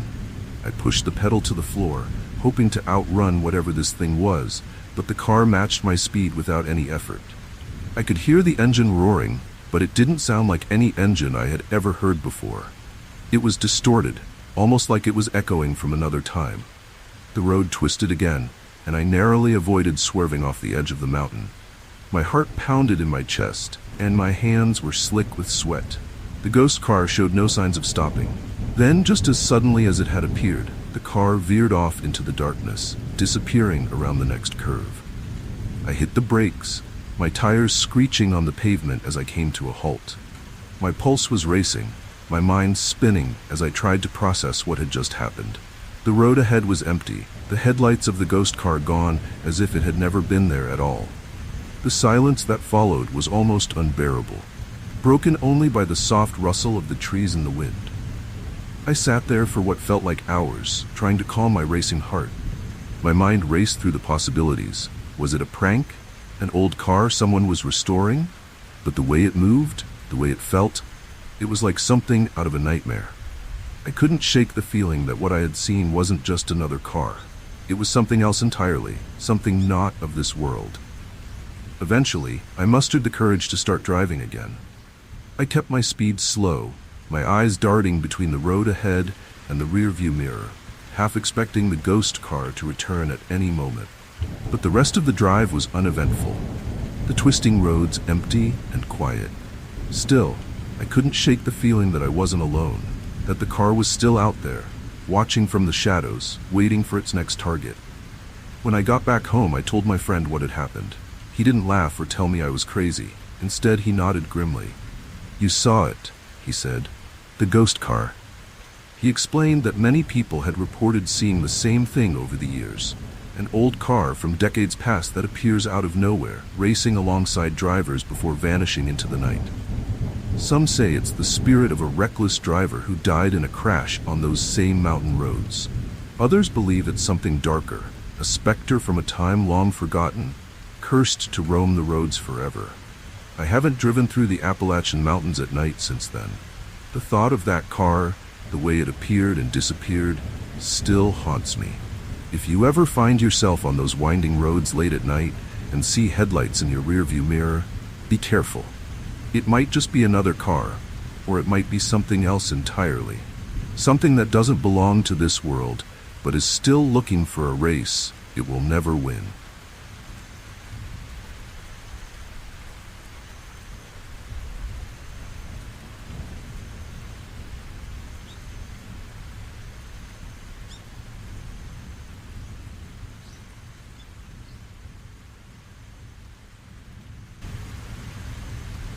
San Francisco's old, abandoned theater had always been a point of fascination for me.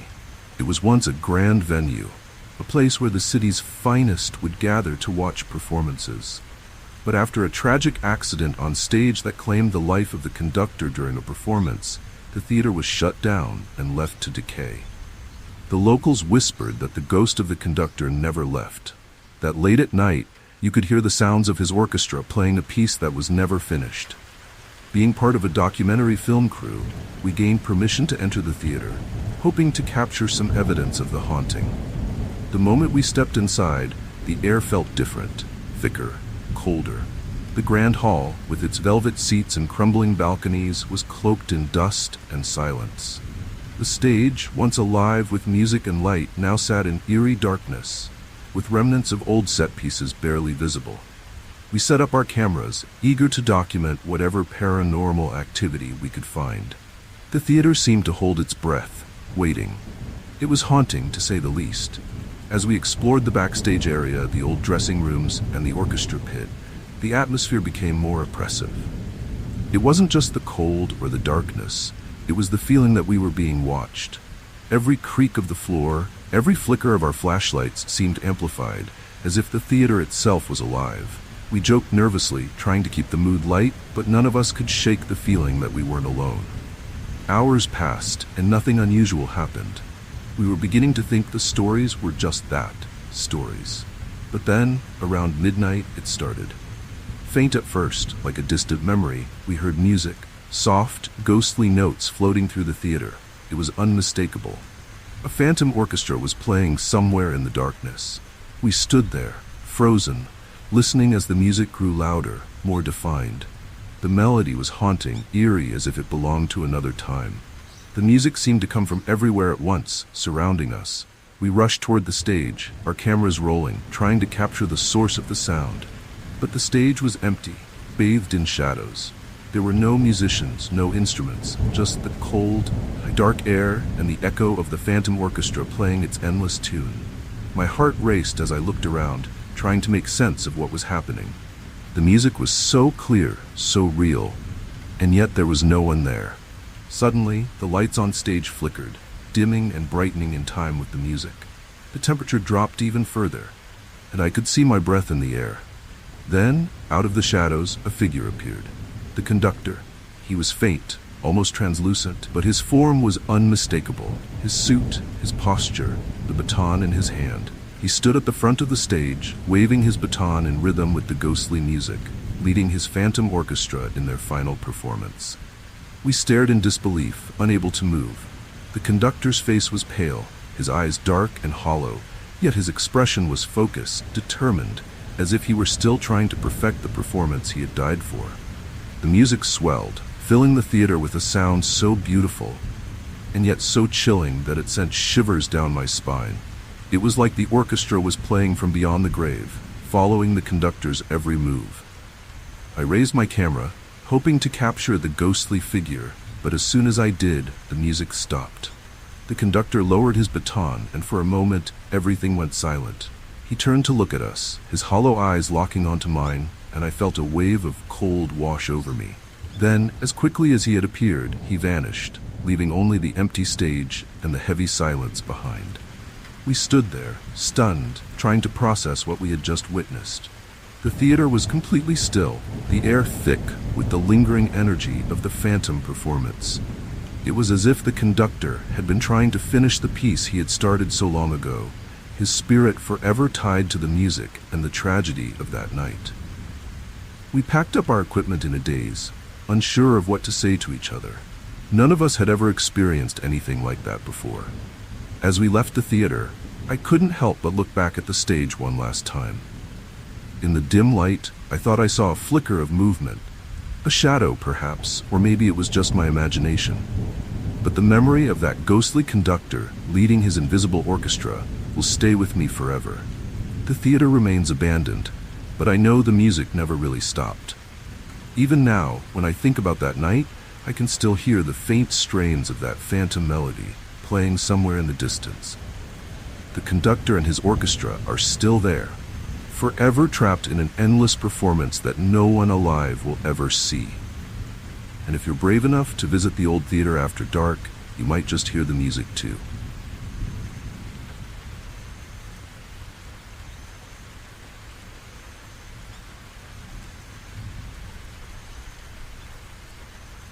When I heard that the old gold mine in Nevada City was reopening as a tourist attraction, I couldn't resist visiting. The town had always been known for its rich mining history, and the stories about the abandoned mine were legendary.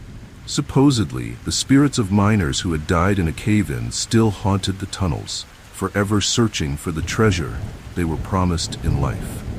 Most people dismissed it as a local ghost story meant to entertain tourists, but I wanted to see the mine for myself.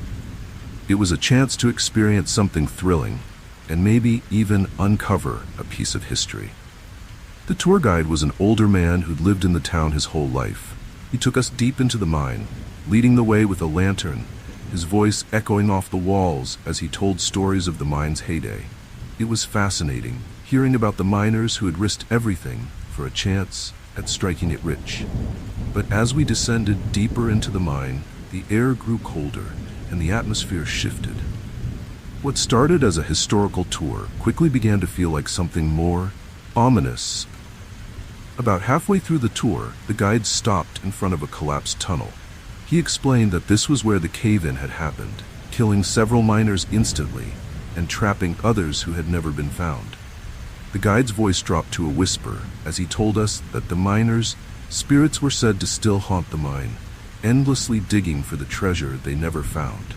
I shivered, not from the cold, but from the thought of being surrounded by restless souls. We continued through the tunnels, and that's when things started to get strange. I heard the faint sound of pickaxes clinking against rock, though there was no one else around. The sound echoed through the narrow passageways, growing louder the deeper we went. At first, I thought it was just my imagination. But when I looked around, I saw the others in the group exchanging nervous glances. They heard it too. The guide didn't seem to notice, or maybe he was pretending not to. The deeper we went, the stronger the feeling of being watched became. Every so often, I'd catch a glimpse of movement out of the corner of my eye, like a shadow flitting between the beams of the guide's lantern. I tried to ignore it, but the feeling of unease was impossible to shake. The air grew colder still, and the once solid ground beneath our feet seemed to shift, as if the mine itself were alive, trying to pull us deeper into its darkness. Then we reached the deepest part of the mine, a large chamber where the gold had once been extracted. The guide was in the middle of explaining the mining process when the lights flickered and went out. Panic set in as we stood there in complete darkness, the only sound the rapid breathing of the group.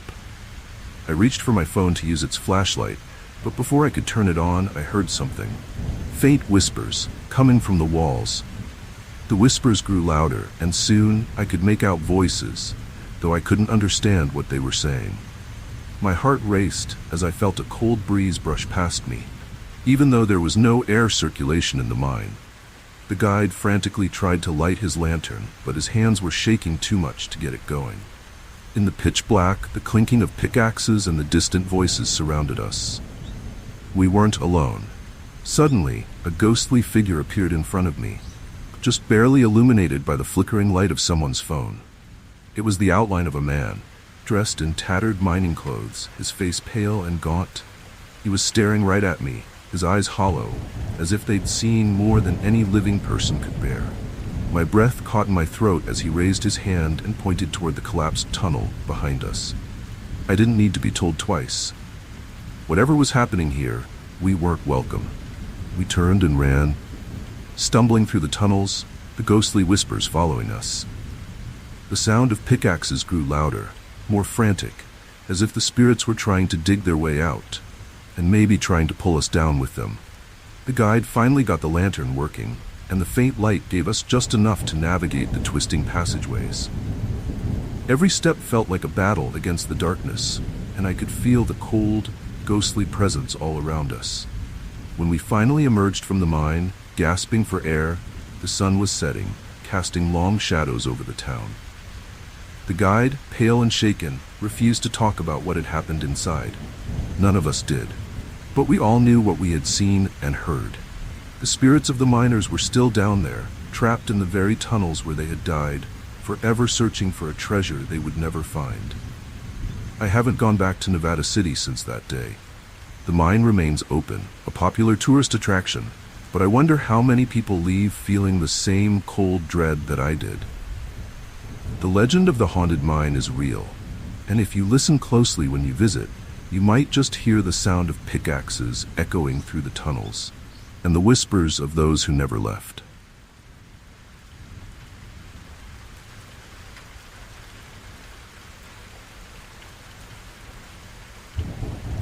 When I first inherited the mansion in Savannah, I was thrilled.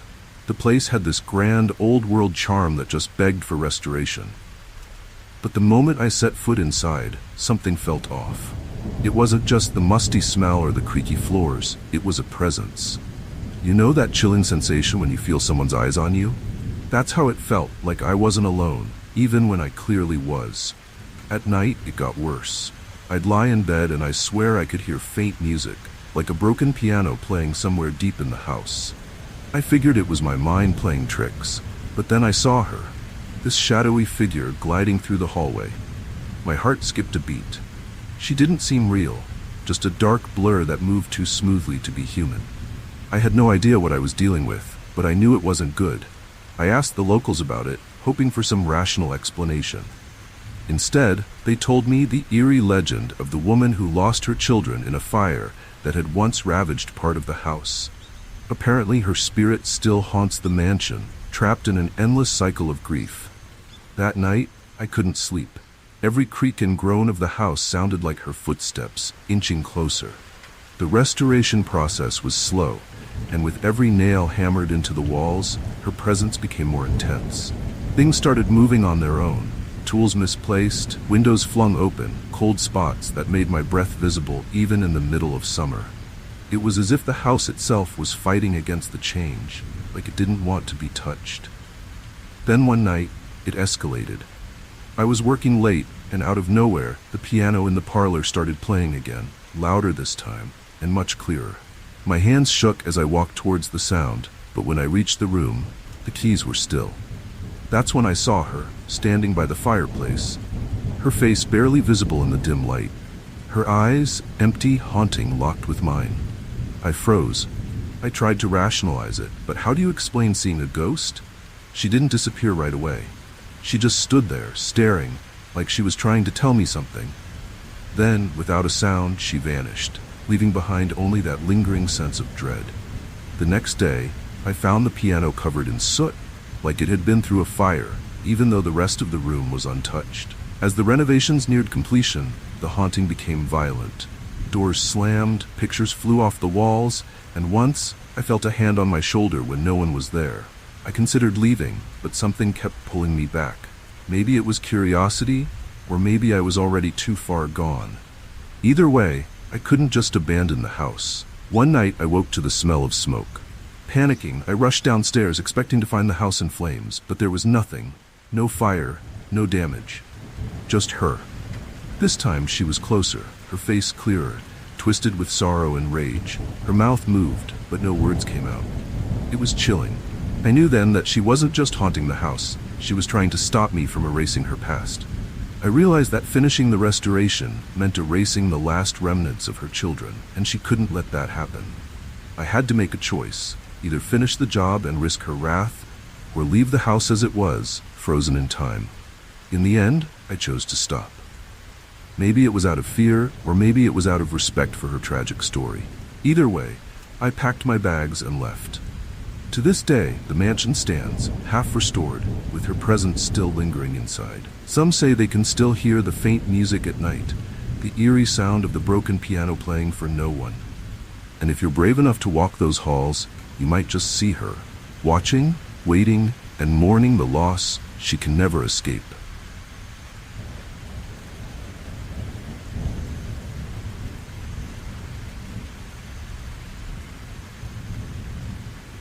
It was supposed to be just a thrill, you know? A group of us friends decided to explore this abandoned cathedral in New Orleans. We had heard all the spooky stories about it, about how the bell tower hadn't rung in years and was sealed shut. But of course, we were young and curious, eager to see if we could catch a glimpse of anything strange. The city has this eerie vibe at night, especially around places like that. We figured, at worst, we'd just freak ourselves out for fun. We stepped inside the cathedral just before midnight, flashlights cutting through the thick darkness. It was silent, dead silent. The kind of quiet that makes your skin crawl. The building was crumbling, with vines creeping through the shattered windows, and dust seemed to cling to the air like fog. As we moved deeper into the hall, the silence was broken by the faintest of sounds. Bells. At first I thought it was my imagination, but then the others heard it too. A soft, distant toll, like it was coming from far above. We looked at each other, confused. The bell tower was sealed. There was no way those bells could ring. One of my friends, Max, swore it was just some old mechanism groaning in the wind, but we all knew better. It wasn't random noise. The bells were deliberate, like they were summoning something.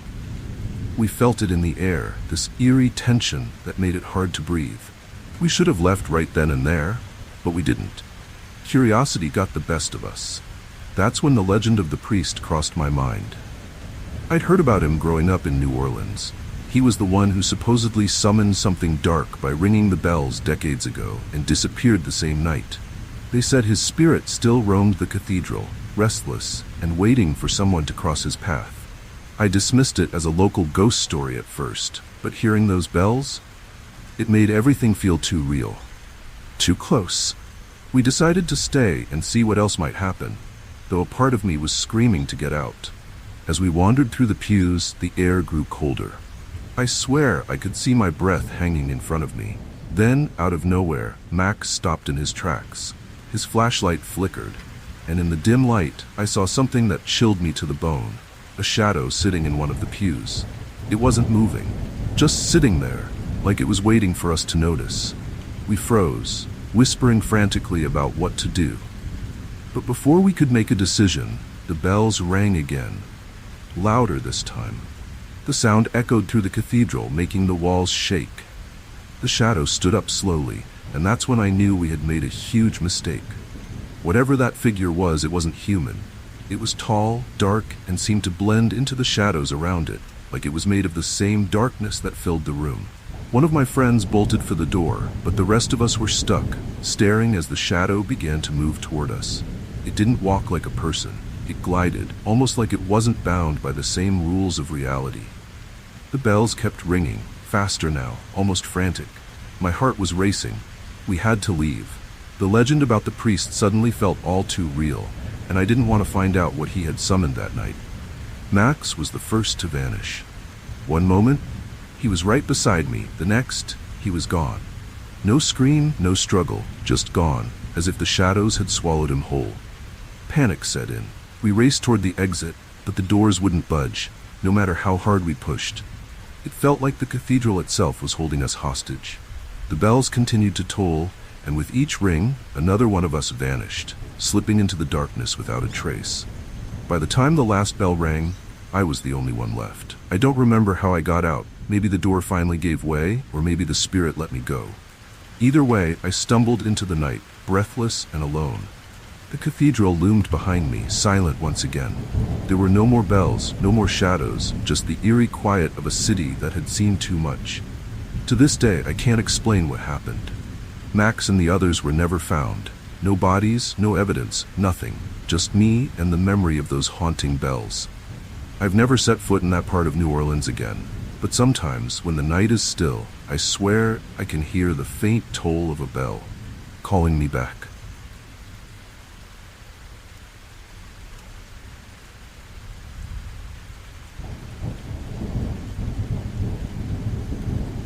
Camping at Lake Tahoe had always been on our bucket list, a perfect weekend getaway for me and my girlfriend Sarah. We heard the lake was beautiful and peaceful, so we didn't pay much attention to the local legends. People talked about a ghost bride, a woman who supposedly drowned on her wedding day, but we thought it was just a creepy story to spook tourists. That night, under the stars, everything seemed perfect. The air was crisp, and the lake looked serene, with the water lapping gently at the shore. It wasn't until late that night that we started to hear something strange. At first, it was subtle. A soft, eerie sound floating over the water, almost like a distant wail.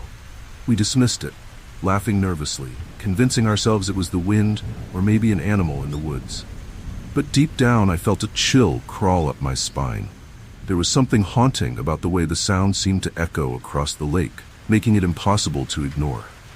The next morning, we found wet footprints around our tent. It was odd, considering we hadn't gone down to the water since setting up camp, and no one else was around. Sarah shrugged it off, but I couldn't shake the eerie feeling. The footsteps led from the lake to our tent, then vanished.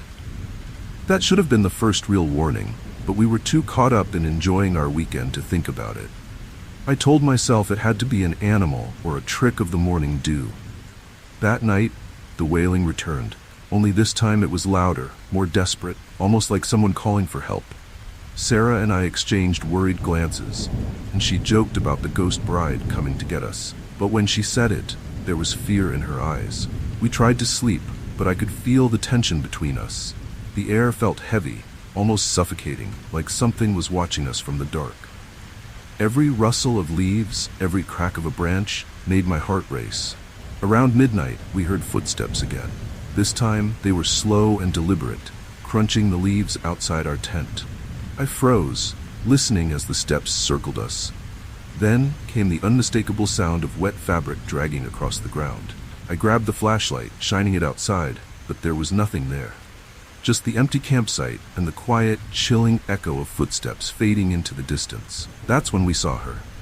Down by the lake, just beyond the trees, a figure in white stood at the water's edge. Her gown clung to her body as if it had just been pulled from the depths, water dripping onto the shore. Sarah gasped, and I could feel the blood drain from my face. The bride was looking for something, or someone. Her face was obscured by her veil, but we could sense her sadness, her haunting presence seeping into the night air. We quickly retreated to the tent, trying to convince ourselves we were imagining things. But the ghost bride didn't stay at the water's edge. As the night dragged on, her wails grew closer, echoing around the camp. At one point, we heard her voice, soft, almost a whisper, calling out for her lost groom. The sound was chilling, as if her sorrow was etched into every syllable. I knew then that we were in serious danger. By the time we decided to leave, it was too late. The footprints were back, this time circling our tent in a tight, deliberate path. I swear I saw her shadow through the thin fabric, moving slowly, waiting for us to come out. Sarah was trembling, clutching my arm as we planned our escape. We needed to get to the car, but every time we thought about stepping outside, the wailing grew louder, almost mocking us. We eventually bolted. In the dead of night, we ran toward the car, not daring to look back. But as we reached the edge of the camp, I glanced over my shoulder and saw her standing in the middle of the clearing, her hand outstretched, beckoning us back. Her veil fluttered in the wind, and for a moment I thought I saw her face, pale, cold, and dripping with lake water. She wasn't looking for her groom anymore. She wanted us. We made it to the car and sped away, not stopping until we were miles from the lake. Neither of us spoke much on the way home, both too shaken by what we had witnessed. Even now, I can still hear her wail in my nightmares, that haunting call echoing over the lake. I don't know if she'll ever stop looking for someone to join her in the water, but I know one thing for sure. We'll never go back to Lake Tahoe.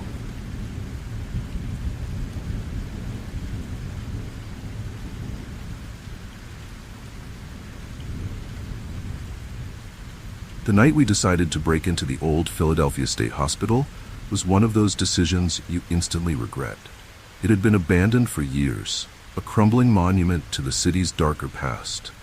There were whispers about what went on inside, about the inhumane experiments performed on the patients. But we didn't care. We were urban explorers, always chasing the next thrill, and this place was top of the list for being downright eerie. Little did we know, it was about to become more than just an adventure. The place was massive, with long, echoing hallways and rusting doors that creaked with every gust of wind.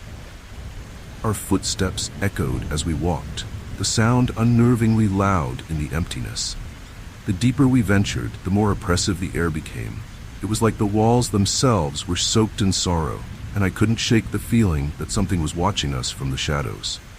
Still, we pressed on, cameras ready to capture anything chilling or eerie. In one of the rooms, we found old patient records, yellowed with age and covered in dust. As we read through them, a pattern emerged. One doctor's name kept coming up, Dr. Holloway. He was obsessed with the afterlife, performing gruesome experiments on his patients in the hopes of communicating with the dead.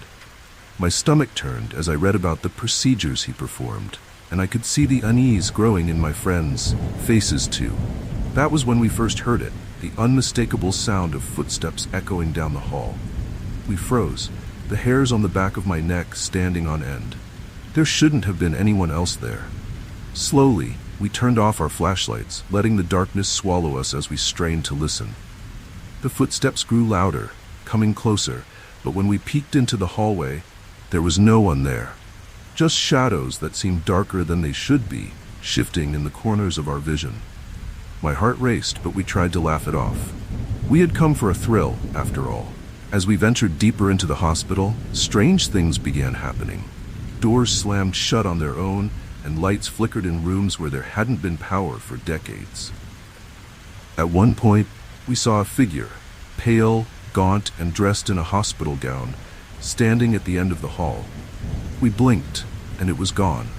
I wanted to leave right then and there, but something about the place pulled us further in, as if we needed to understand what had happened here. We reached the basement, where the most disturbing experiments were rumored to have taken place. The air was thick with dust and decay, and the temperature dropped noticeably as we descended the stairs.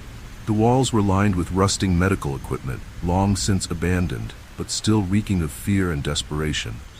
That's when the whispers began.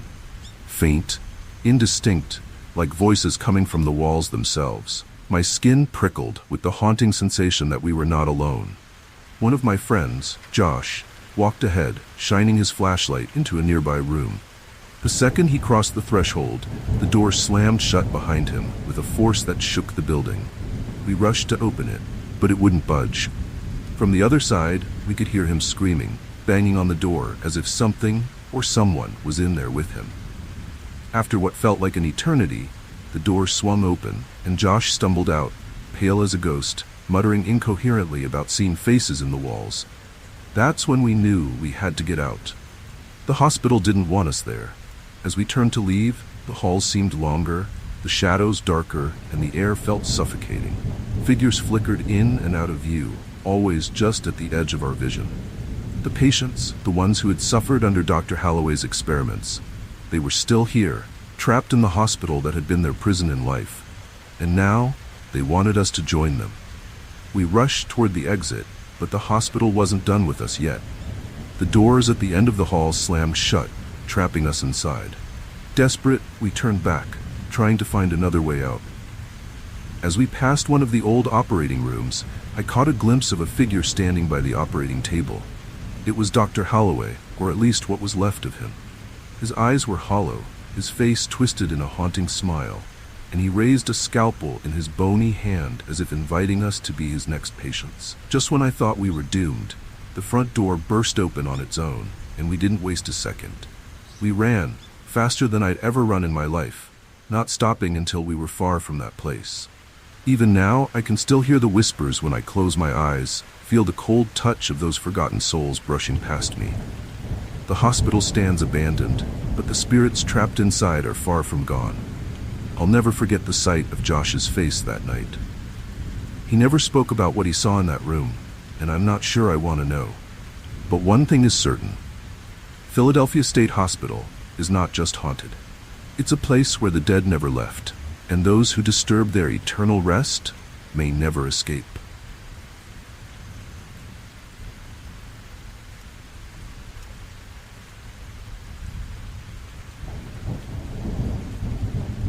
When I first moved into the old brownstone in Boston with my daughter, Emma, I thought we were starting a new chapter. The building had just been renovated, transforming an old orphanage into apartments. It seemed like the perfect place for us to build a new life. The landlord had mentioned the building's history, but it felt distant, almost irrelevant to us. Little did I know the past was far from forgotten within those walls. The first night was peaceful, but everything changed soon after. It started innocently enough. Emma would occasionally ask me if I heard a child crying at night. I brushed it off, thinking she must have been dreaming. The building was old, after all, and probably made strange noises at night. But the sound of crying seemed to grow louder each evening, and soon I began hearing it too, a faint, eerie wail drifting through the walls as if it was coming from the room next door. The odd thing was, the apartment next to us was vacant. Emma's behavior began to change. She started drawing pictures of a sad little boy. When I asked her who he was, she just shrugged and said, "He lives here." It sent a chill down my spine, but I didn't want to scare her, so I let it go. But things only got stranger from there. Toys would move on their own, often shifting places when neither of us was looking. Emma swore it was her new friend playing with them. I tried to stay rational, convincing myself it was just a phase or her imagination. One night, I heard the crying again, louder this time, and it seemed to be coming from Emma's room. I rushed in to find her sitting up in bed, staring at the corner of the room. She whispered, "He's sad because he can't find his mom." My heart pounded in my chest. I asked her what she meant, but she simply shook her head, as if afraid to say more. I held her close, trying to soothe her back to sleep, but the crying continued through the night. The next morning, I decided to investigate the building's history. After some digging, I uncovered the story of a little boy who had gone missing from the orphanage decades ago. His disappearance was never solved, and he was presumed dead, though his body was never found. The idea that his spirit could still be lingering, searching for someone, made the hair on the back of my neck stand up. The wailing we heard at night wasn't just some figment of our imagination. It was him. I couldn't shake the feeling that the boy's spirit had attached itself to Emma. She began talking about him more frequently, saying that he was lonely and wanted to play. I tried to be supportive, but there was something chilling about the way she spoke of him, as if she genuinely believed he was there. One evening, I found Emma playing with her toys, but one of the dolls was moving on its own, as if an unseen hand was guiding it. That was the moment I knew we were dealing with something beyond the ordinary. I was hired to restore a portrait in one of Charleston's oldest mansions, and at first I thought it was just another job. The owner, an elderly woman named Mrs. Sinclair, warned me about the painting, saying it had a dark history. I chuckled politely, thinking she was just a superstitious old lady. After all, I'd worked with plenty of old artwork before, some with strange stories attached. But as soon as I laid eyes on the painting, I knew this one was different. The man in the portrait had a chilling, haunting gaze, almost like he was staring straight into my soul. The portrait was of a nobleman, one of the Sinclair ancestors from centuries ago, and the details were incredible. His expression, though, was unsettling, stern, with eyes that seemed to follow me around the room. I couldn't shake the feeling that he was watching me, judging my every move. Mrs. Sinclair told me that the man in the portrait had been rumored to make a pact with dark forces to gain wealth and power, and that anyone who tried to restore the painting faced strange accidents. I didn't believe in curses, but I couldn't deny the eerie vibe. As I began my work, I noticed something odd. The expression on the nobleman's face seemed to shift ever so slightly. At first I thought it was just a trick of the light. But no matter where I stood, his eyes seemed to follow me, colder than before. I tried to shake off the eerie feeling, but it lingered, chilling me to the bone. It didn't help that the room itself felt colder than the rest of the house, even though it was the middle of summer. I told myself it was just the mansion's age showing through. One afternoon, I left my tools on the table and stepped out for a break. When I returned, everything was scattered across the floor, as if someone had knocked them over in a fit of rage. I was the only one in the house at the time, and the windows were shut, so there was no breeze that could have caused it. I cleaned up the mess, trying to stay calm, but something about the nobleman's expression seemed different, more menacing, as though he was daring me to continue. The accidents started happening more frequently. A heavy frame nearly fell on me while I was working. My paintbrushes would disappear, only to reappear in strange places, like under the furniture or in the hallway. One evening, I caught a glimpse of something in the corner of my eye, a shadow, tall and looming, just standing there by the fireplace. When I turned to look directly at it, there was nothing. But the feeling of being watched never went away.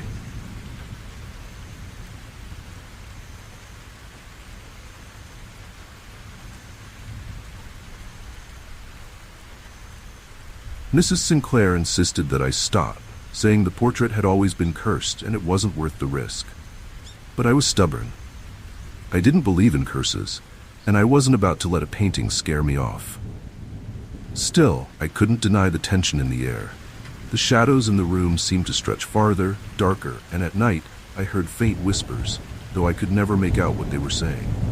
The house itself felt alive with a chilling energy, as if it was reacting to my presence.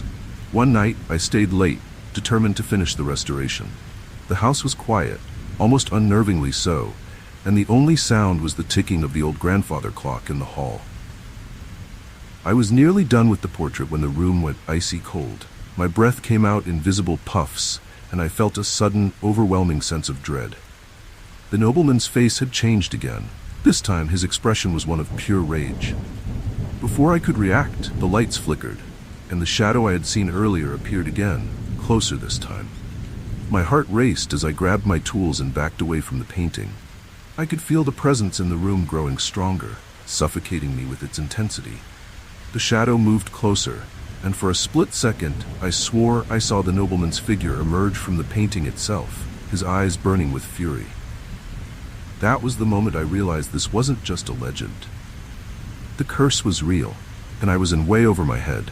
I dropped everything and fled the mansion, not even bothering to lock up behind me. I didn't care about the job anymore. All I wanted was to get as far away from that cursed portrait as possible. Mrs. Sinclair never contacted me again, and I never set foot in that house after that night. But the memory of those haunting eyes still lingers, burning into my mind every time I close my eyes. The mansion stands untouched since then, with the nobleman's portrait still hanging in its rightful place. Mrs. Sinclair never found anyone else willing to restore it. Rumor has it, anyone who spends too much time in that room starts to feel the same cold gaze watching them. Some say the nobleman's spirit is trapped inside the painting, waiting for someone foolish enough to try and finish the restoration. I'll never know for sure. But I do know one thing. That portrait was cursed, and it wanted to be left alone. We had heard about the lighthouse near Portland, Maine, how it was cursed, haunted by the spirit of a mad lighthouse keeper who shattered the lantern during a storm, causing a deadly shipwreck. Naturally, we were curious. My friends and I were always up for an eerie adventure, and this one seemed perfect. The lighthouse had been abandoned for years, sitting at the edge of the cliffs, weathered by time and storms.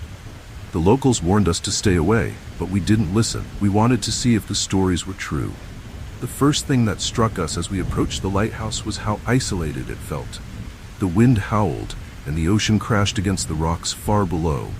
But other than that, it was dead silent. The lighthouse stood tall, looming over the coastline like a forgotten sentinel.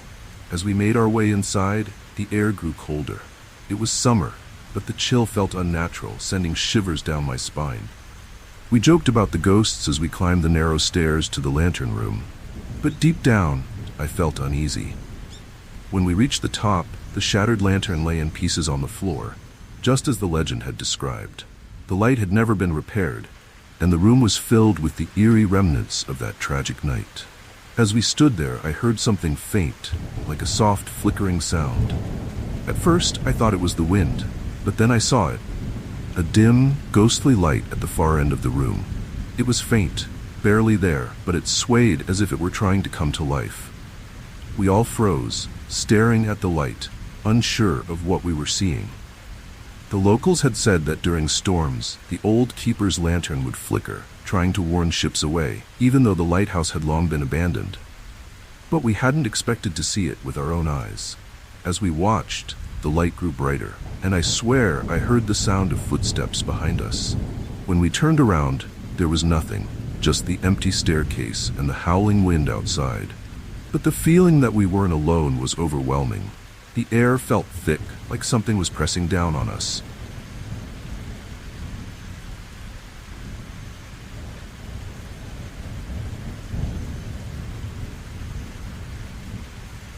We decided to leave, but as we descended the stairs, the atmosphere grew more oppressive.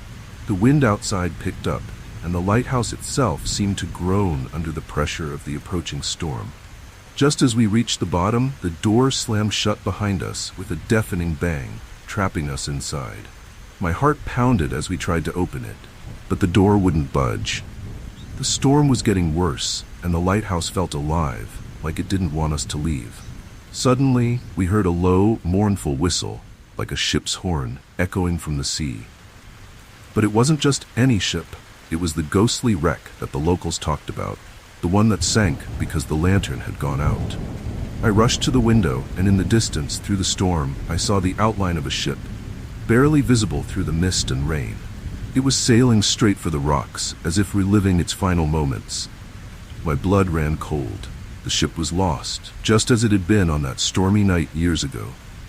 The keeper's spirit was still trying to relight the lantern, desperately trying to warn the ships of the danger. But it was too late. We watched in horror as the ghostly vessel disappeared into the fog, and the sound of splintering wood echoed through the night, even though no ship had sailed those waters in years. The lantern above flickered once more, then died, plunging the lighthouse into darkness. We knew then that we had made a terrible mistake coming here. The door finally gave way, and we stumbled out into the storm, the wind and rain lashing at us as we ran for the car. But the lighthouse wasn't done with us yet. As we drove away, the dim light from the shattered lantern flickered behind us, growing brighter and brighter, as if the keeper's spirit was chasing us. My hands shook as I gripped the wheel, trying to stay focused on the road. I couldn't help but feel that we had disturbed something we shouldn't have. Later, when we were safely back in town, we tried to make sense of what we had experienced. None of us could explain it. The shipwreck, the shattered lantern, the ghostly light, it was all too real. The locals were right about one thing: the lighthouse was cursed, and the keeper's spirit was still trying to save the lost souls who had perished in the wreck. But we had gotten too close, and now that curse seemed to follow us. I haven't been back to Portland since that night, and I don't think I ever will. Every now and then when a storm rolls in, I think about that ghostly light flickering in the distance, warning ships of a danger long forgotten. The keeper is still there, trapped in his endless duty, reliving that fateful night over and over.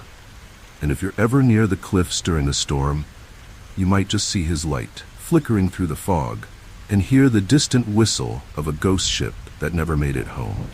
I've always been fascinated by cemeteries, the history, the stories, the lingering energy they seem to hold. So, when I heard about the strange happenings at Oakwood Cemetery in Chicago, I couldn't resist visiting. People talked about hearing soft sobs near a forgotten grave, a woman's voice mourning something lost. I figured it was just another ghost story, and being a paranormal investigator, I was always looking for the next chilling adventure.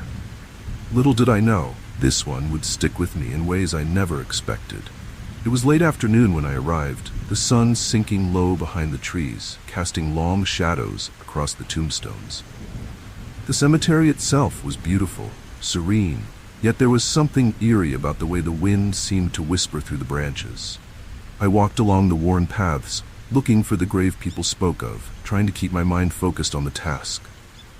But even then, I could feel the weight of something unseen pressing down on me, urging me to leave. After wandering for a while, I found it, an old, neglected grave, overgrown with weeds and barely legible. The name on the stone had faded, but the date stood out, 1692. That was the year of the witch trials in Salem. My heart skipped a beat as I realized I was standing at the grave of a woman who had been wrongfully accused of witchcraft and executed. Her remains had been buried without honor, and now her restless spirit lingered, crying out for justice. I stood there for a moment, expecting to feel something, but it was quiet, too quiet. Just as I was about to walk away, I heard it, a soft, eerie sobbing, like it was drifting through the air. At first, I thought it was the wind playing tricks on me, but the sound grew louder, more distinct.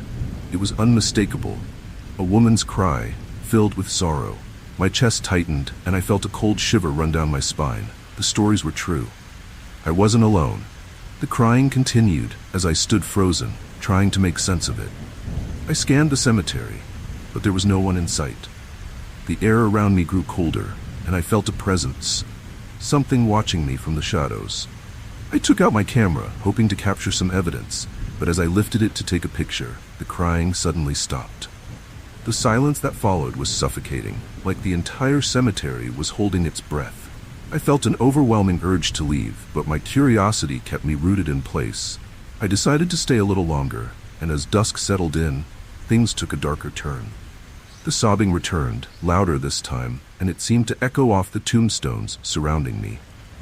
I turned to leave, but when I glanced into one of the cemetery's old cracked windows, I saw her, a pale figure with hollow eyes, standing just behind me. Her reflection was clear in the glass, but when I spun around, there was nothing. That's when I realized the stories hadn't mentioned this part. She wasn't just crying, she was following.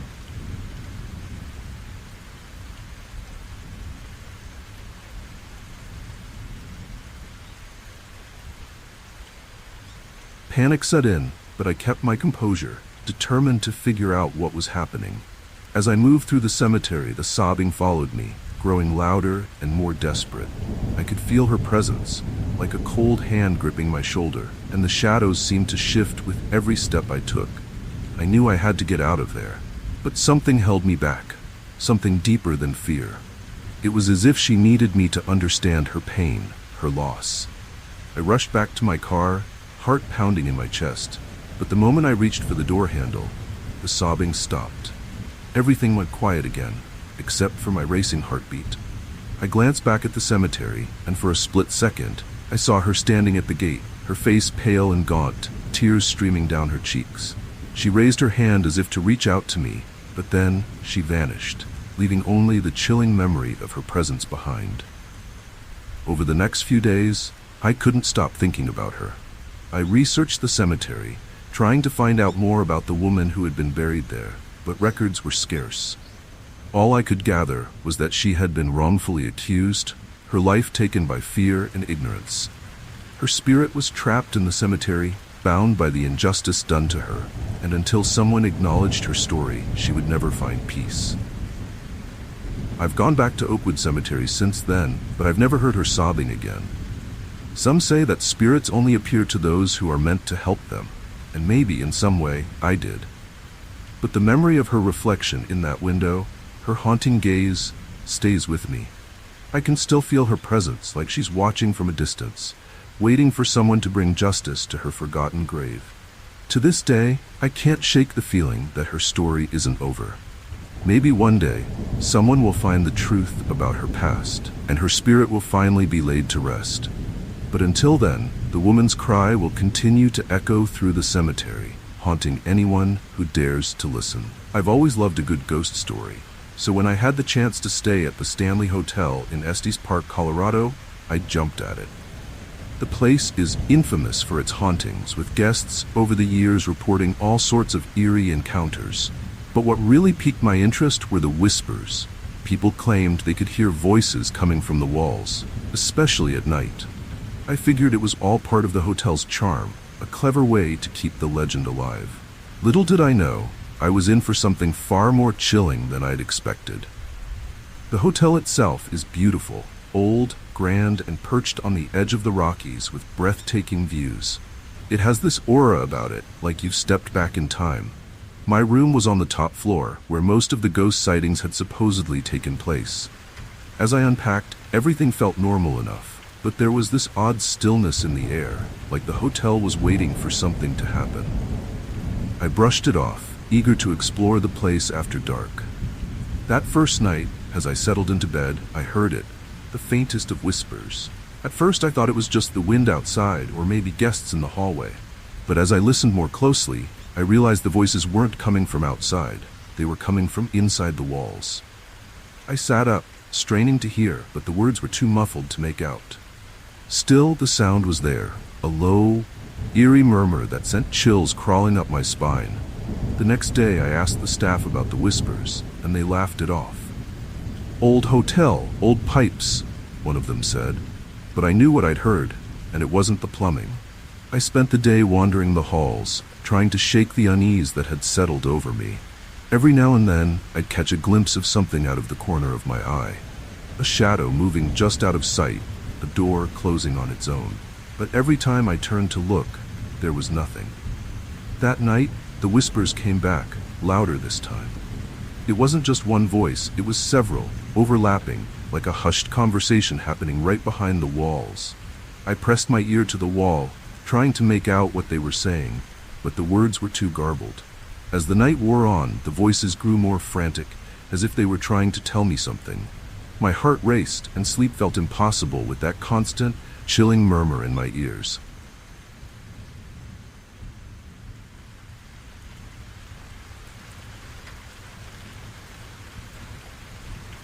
It was during one of my trips through the South that I first heard about the old train station in Chattanooga. It had been abandoned for years, falling into disrepair. But what intrigued me were the rumors about the ghost of a conductor who still haunted the station. The locals called him the spectral conductor, a man who had tragically died in a train accident back in the early 1900s. Being a historian with a fascination for the paranormal, I couldn't resist the chance to investigate. So one evening, I found myself standing in front of the decaying building, ready to explore its haunting past. The station was quiet, its once bustling platforms now empty and overtaken by nature. The air was thick with dust, and the only sounds were the occasional creak of the old structure and the distant rustle of leaves. As I stepped inside, I was immediately struck by a strange sensation, a heaviness in the air, as if the station itself was holding on to something long forgotten. I had visited many haunted places before, but this felt different, like I was intruding on something that wasn't meant to be disturbed. I wandered through the station's corridors, my footsteps echoing off the walls. The deeper I went, the more uneasy I felt. The silence was unnerving, broken only by the occasional gust of wind that seemed to whisper through the broken windows. That's when I heard it, the faint sound of a train whistle. At first, I thought it was my imagination, but as I stood still and listened, it grew louder, more distinct. The odd part? The station had been closed for decades, and no trains had run through here since then. Intrigued, I followed the sound toward the old tracks, my heart racing with anticipation. As I reached the platform, the air seemed to shift, growing colder. That's when I saw him, standing at the far end of the platform, bathed in the pale glow of the moonlight. He wore an old-fashioned conductor's uniform, and though his features were blurred, I could make out the outline of his hat and the brass buttons on his coat. He was standing perfectly still, as if waiting for a train that would never arrive. I stood frozen, unsure of what to do. My instincts told me to leave, but my curiosity held me in place. As I watched, the conductor slowly turned his head toward me, and though I couldn't see his eyes, I felt his gaze lock onto mine. There was something haunting about the way he moved. Slow, deliberate, like he had all the time in the world. I swallowed hard, taking a step back, but I couldn't tear my eyes away from him. The sound of the train whistle grew louder, and I could feel the vibrations of unseen wheels rumbling through the ground beneath my feet. Suddenly, the conductor raised his hand, pointing down the tracks. My pulse quickened, and for a brief moment, I thought I could see the faint outline of a train, shimmering like a mirage in the distance. The tracks seemed to come alive, humming with energy, but there was no train in sight, at least not one that belonged to this world. The conductor didn't speak, but I understood his message clearly. I needed to leave before the next train arrived, and I had the sinking feeling that if I stayed, I wouldn't be able to. The air around me grew colder still, and the faint sound of voices drifted through the station, like whispers carried on the wind. I glanced around, expecting to see someone, anyone, but the platform was empty, save for the spectral figure of the conductor. He remained motionless, his hand still pointing down the tracks. My heart pounded in my chest as I realized that the voices weren't coming from the living. They were the echoes of passengers long gone, forever waiting for a train that would never arrive. With my heart racing, I turned and ran back through the station, the sound of the whistle growing fainter with each step. As I reached the exit, I glanced over my shoulder one last time, half expecting to see the conductor following me. But he remained on the platform, watching as I fled. The station doors slammed shut behind me, and the air outside felt warmer, more normal, as if I had just escaped something I wasn't meant to witness. Later that night, I couldn't stop thinking about what I'd seen. I did some digging and uncovered old documents that detailed the tragic accident that had taken the conductor's life. There had been sabotage on the tracks, an act of greed and betrayal that led to the crash. The conductor had tried to stop the train, but it was too late. The story was buried in the past, forgotten by most, but his spirit remained, bound to the station, still trying to warn others of the danger. To this day, I can still hear the faint sound of that ghostly whistle when I think about Chattanooga Station. I haven't been back, but I know the spectral conductor is still there, waiting. The legend says that anyone who sees him is given a choice. Leave before the next train arrives, or risk boarding a train that will take you somewhere you can never return from. I made my choice that night, but I wonder how many others stayed too long and never came back.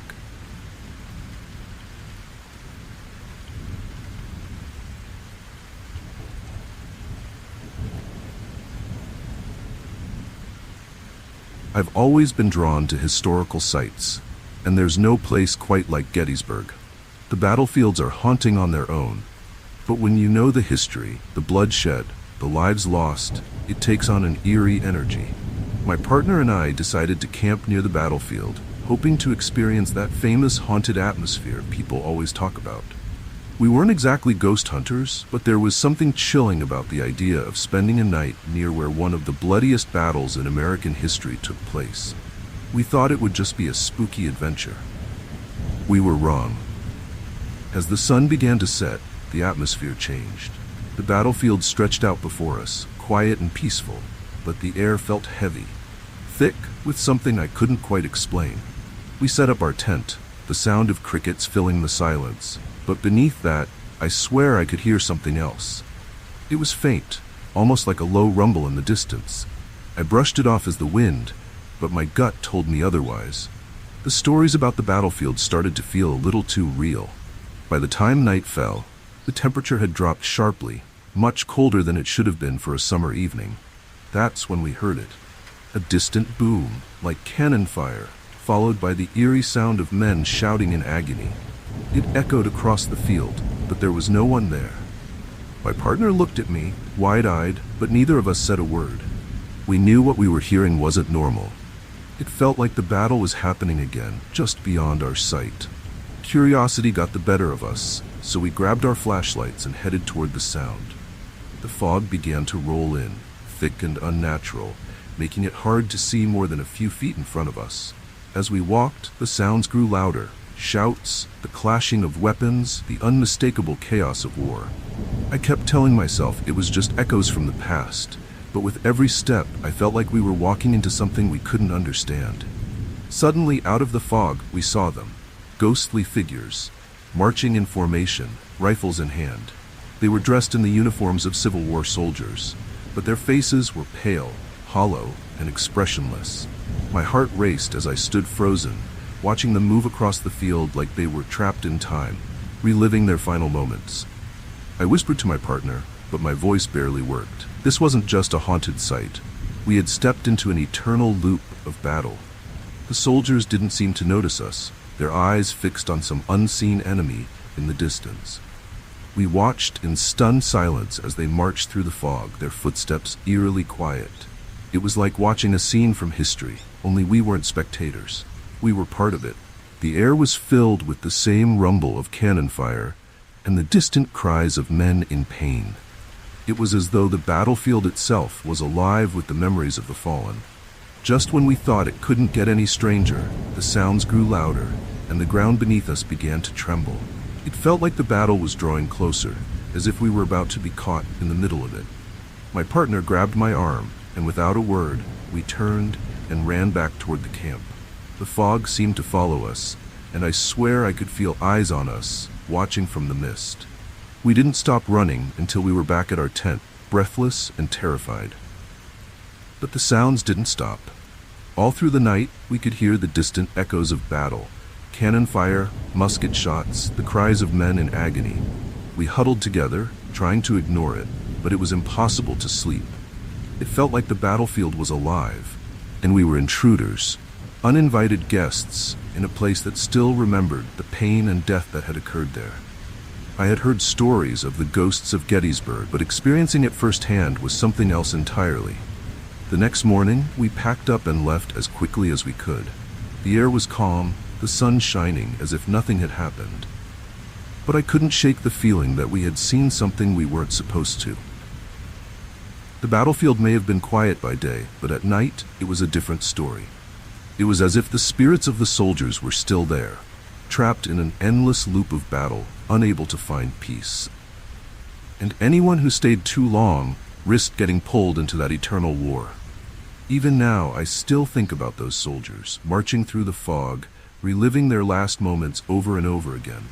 Gettysburg is a place where history and the paranormal collide, and the energy there is unlike anything I've ever experienced. I haven't gone back, but I've heard from others who have had similar encounters. Ghostly soldiers, distant cannon fire, the chilling sense that the battle is still being fought, even after all these years. There's something about Gettysburg that holds on to the past, refusing to let go. The soldiers who died there are still fighting, still marching, still crying out in pain, and if you're brave enough to camp near the battlefield, you just might hear them too.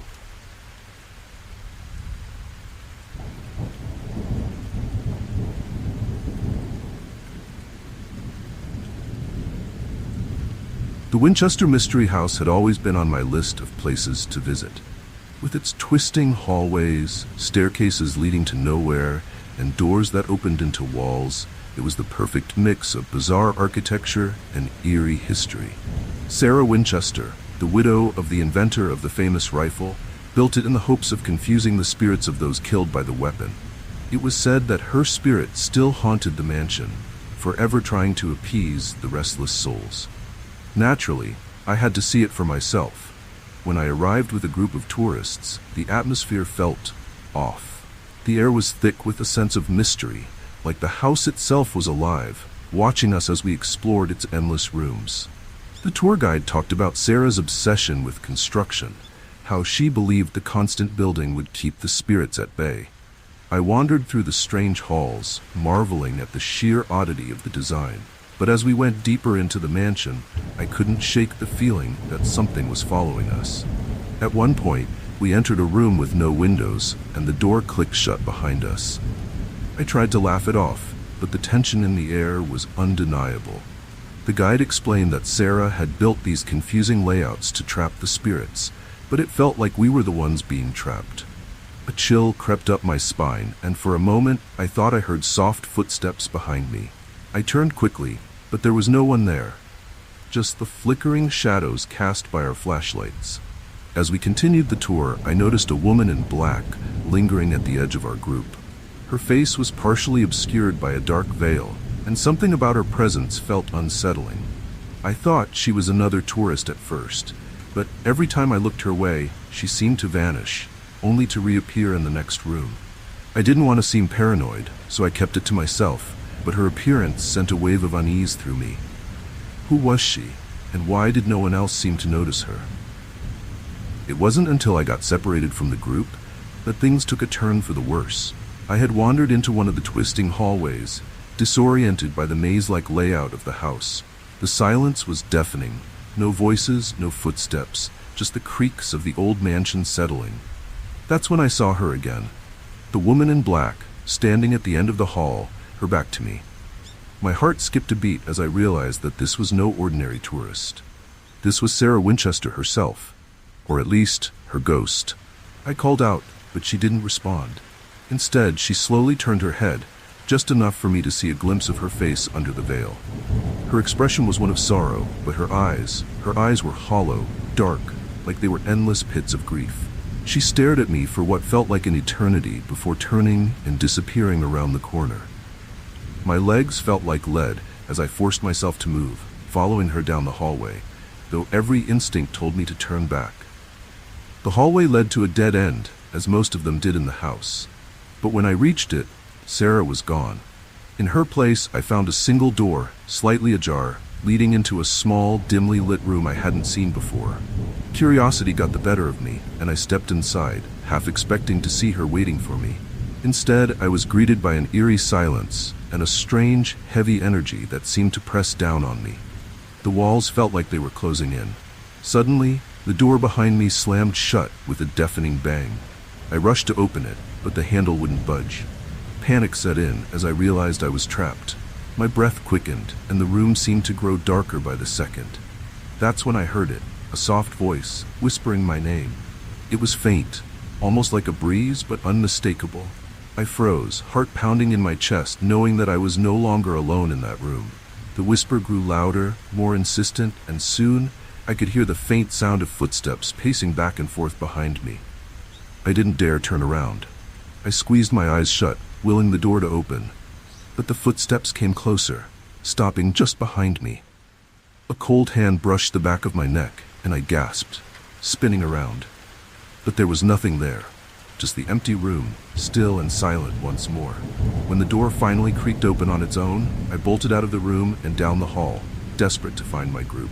My mind raced, trying to process what had just happened. But the only thing I knew for certain was that I had encountered Sarah Winchester's ghost. She was still there, wandering her endless house, trapped in the maze she had built, forever searching for peace. I eventually found the others, but I didn't say a word about what I'd experienced. As we left the house, I glanced back at the mansion, half expecting to see her standing in one of the windows, watching us leave. The Winchester Mystery House lived up to its name, its secrets still buried within its walls, and its ghostly inhabitants still wandering its twisted halls. And I, for one, would never forget the feeling of being trapped in that haunted maze.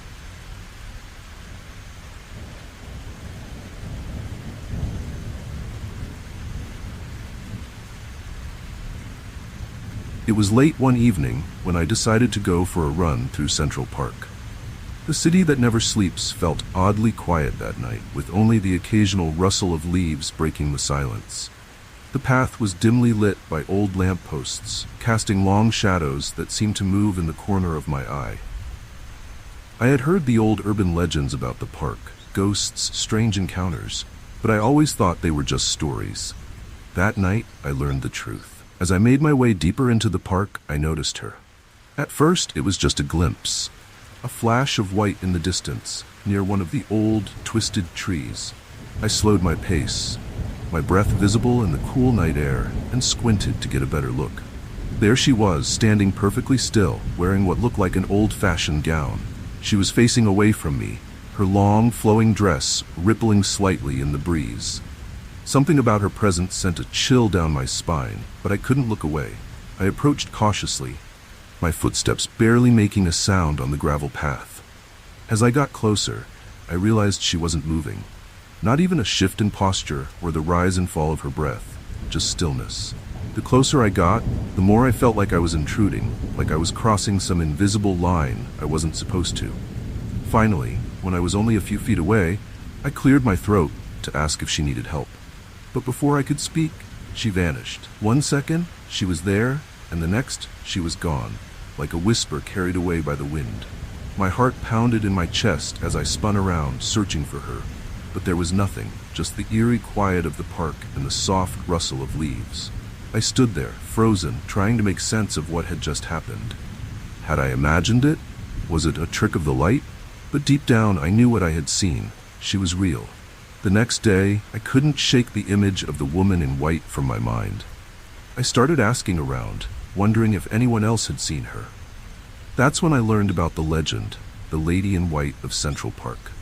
They say she was a bride, murdered in the park on her wedding day, and now her spirit roams the paths, searching for her killer, or perhaps waiting for someone to help her. The thought sent a chill down my spine. Had I come face to face with a ghost? The strange lights of Marfa, Texas had always intrigued me. People had been seeing them for generations, glowing orbs that appeared in the sky, moving in unpredictable patterns, vanishing and reappearing without warning. No one knew what they were, but the locals had their theories. Spirits, alien visitors, or something stranger still. So when a group of paranormal enthusiasts invited me to camp out in the desert to study the lights, I didn't hesitate. This was my chance to see something truly eerie. We arrived just before sunset, setting up camp on the edge of the desert with a clear view of the horizon. The sky was a deep purple, and the air was still, as if the desert itself was holding its breath. As the stars began to appear, we gathered around our equipment. Cameras, thermal scanners, anything we could use to capture evidence of the lights. The anticipation was thick, everyone waiting for that first glimpse of something unnatural. And then, just as darkness fell, they appeared. At first, it was just a single light, hovering low on the horizon. It flickered, then blinked out, only to reappear in a different spot. Soon, more lights joined it, swirling and darting through the sky like fireflies. They moved in ways no natural phenomenon should. Sharp, sudden movements, disappearing only to reappear somewhere else entirely. We stood there, transfixed, watching as the lights danced across the desert. But there was something chilling about the way they moved. Something almost purposeful. One of the group members, a local named Hank, told us the old stories about the lights. They weren't just a mystery, he said. They were beacons. According to legend, the lights were the spirits of lost travelers who had perished in the desert, searching for their way home. Anyone who followed the lights was said to disappear, drawn into the desert, never to be seen again. We all laughed nervously, but as I stared at the glowing orbs, I couldn't help but feel an eerie connection to those lost souls. As the night wore on, the lights grew brighter, more erratic. We watched them for hours, but then something strange happened. The lights began to move toward us.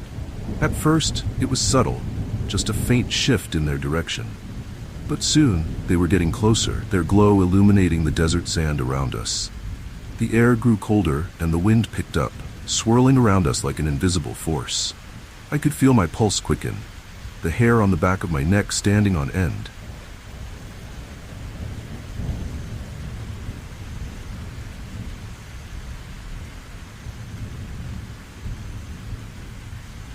Then we saw them, shadows moving between the lights.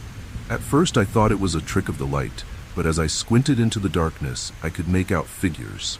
They were faint, almost transparent, like silhouettes walking through the glow. My breath caught in my throat as I realized what we were seeing. These weren't just lights, they were spirits. The figures moved slowly, almost aimlessly, like they were searching for something. Or someone. The group fell silent, our earlier excitement replaced by a growing sense of dread. The lights continued to approach, the figures becoming clearer with each passing moment.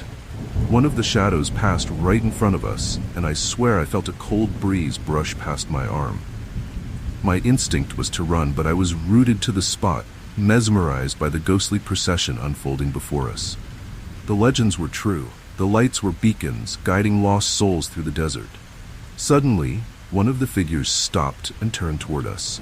Its face was indistinct, but I could feel its eyes on me, locking onto mine. My chest tightened as a wave of fear washed over me. The figure didn't move, didn't make a sound, but I could feel its presence, cold, otherworldly, and desperate. It was then that I understood what Hank had meant. These spirits weren't just wandering, they were looking for someone to join them, to lead them out of the desert, and we were standing right in their path. The light swirled around us, and the wind grew stronger, whipping sand into our faces. The figures continued their slow march, passing through us as if we weren't even there. I grabbed my gear, urging the others to do the same. We needed to get out of there, fast. As we packed up, the lights began to dim, retreating back into the distance, but the feeling of being watched never left.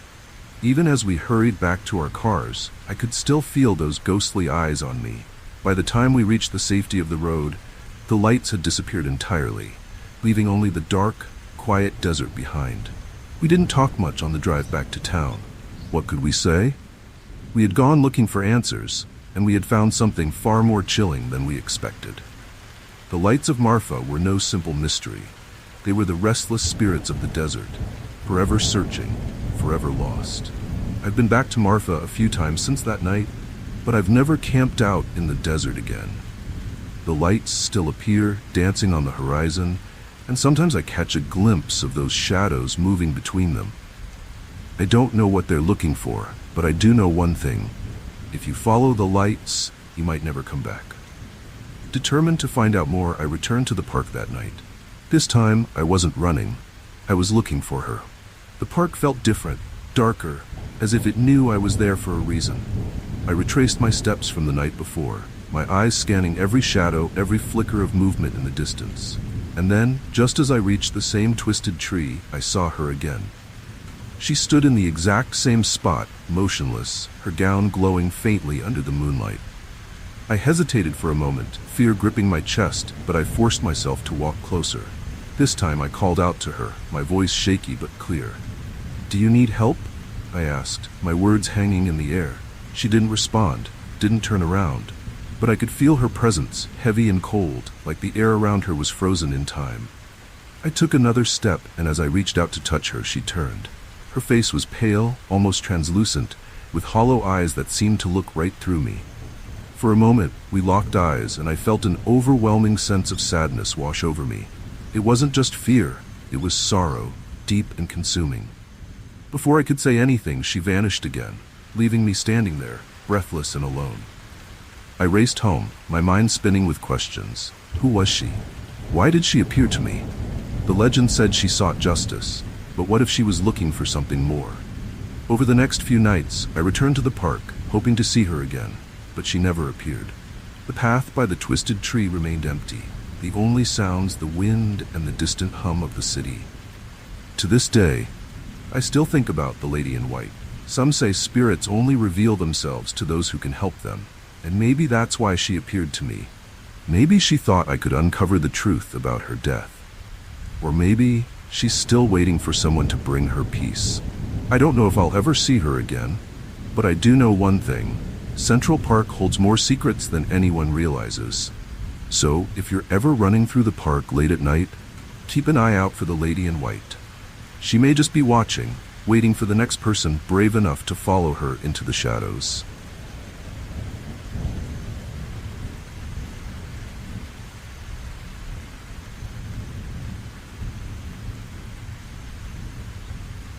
Mardi Gras in New Orleans had always been on my bucket list.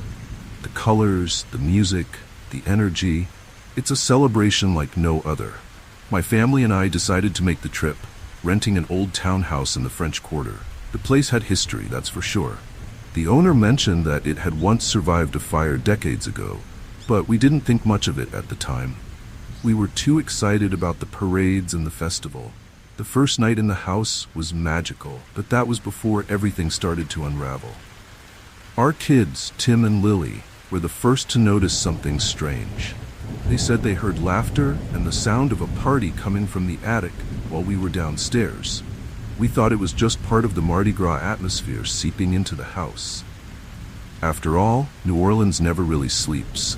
But when we checked the attic, it was empty. The air was thick with dust, and there were old toys scattered around, like relics from another time. It was unsettling, but we chalked it up to the charm of staying in an old house. The next day, the kids were eager to join the Mardi Gras festivities, so we took them to see the parades. They had a blast, collecting beads and masks and soaking in the atmosphere. But that night, back at the townhouse, the laughter returned. Only this time, it was louder. It sounded like a group of children playing just above us, their footsteps running back and forth. My wife and I exchanged uneasy glances. But again, when we checked, the attic was empty. Things took a darker turn the following evening.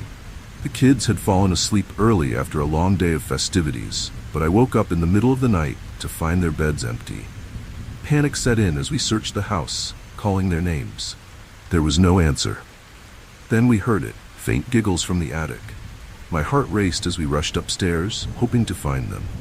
But all we found were their Mardi Gras masks, lying on the floor, eerily arranged in a circle. I felt a cold sweat break out across my skin. The attic was empty, but the laughter continued, echoing through the walls. It was like the children were just out of reach, playing some kind of sick game. We called the police, but they found no signs of forced entry, no evidence that the kids had even left the house. It was as if they had vanished into thin air, leaving only their masks behind. The police tried to reassure us, but we knew something was terribly wrong. Desperate for answers, I began researching the history of the townhouse. That's when I stumbled upon the story of a fire that had swept through the French Quarter decades ago. The townhouse had been hosting a children's masquerade ball when the fire broke out, trapping everyone inside. Most of the children didn't make it out. Their bodies were never recovered, and the house had stood empty for years afterward. The local legend was that their spirits still lingered, searching for playmates to join them. The realization hit me like a punch to the gut. Our kids weren't just missing, they had been taken by the spirits of the lost children, drawn into their endless masquerade. I couldn't accept it. I refused to believe that they were gone for good. My wife and I stayed up all night, calling their names, searching every corner of the house, but it was no use. The only sound was that haunting, eerie laughter echoing through the attic. We didn't leave the house, hoping that somehow the children would return. But as the days passed, the laughter grew louder, and the footsteps became more frantic, like the children were playing some twisted version of hide and seek. Every time we went up to the attic, we found more masks. Old, cracked masks from a different time, arranged in strange patterns on the floor. It was as if the spirits were mocking us, taunting us with their presence. One night, I heard Lily's voice. She was calling out to me from the attic, her tone light and playful. My heart nearly stopped. I rushed upstairs, my hope reignited, but when I reached the attic, there was no sign of her, just the masks scattered across the floor. But this time, one of them was different. It was a new mask, one I hadn't seen before, and it looked just like Lily's face, frozen in a twisted, eerie smile. That was the moment I knew the truth. Our children were gone, trapped in that endless masquerade with the lost souls of the fire. The house had claimed them, and there was nothing we could do to bring them back. We left New Orleans the next morning, broken and hollow, but the laughter still haunts me. Every time I close my eyes, I can hear it. The giggles of children playing in the attic, calling for me to join their eternal game. The townhouse still stands in the French Quarter, its doors closed to the living. But those who pass by late at night say they can hear the faint sound of children laughing, their voices echoing through the narrow streets, waiting for the next family to join their endless celebration.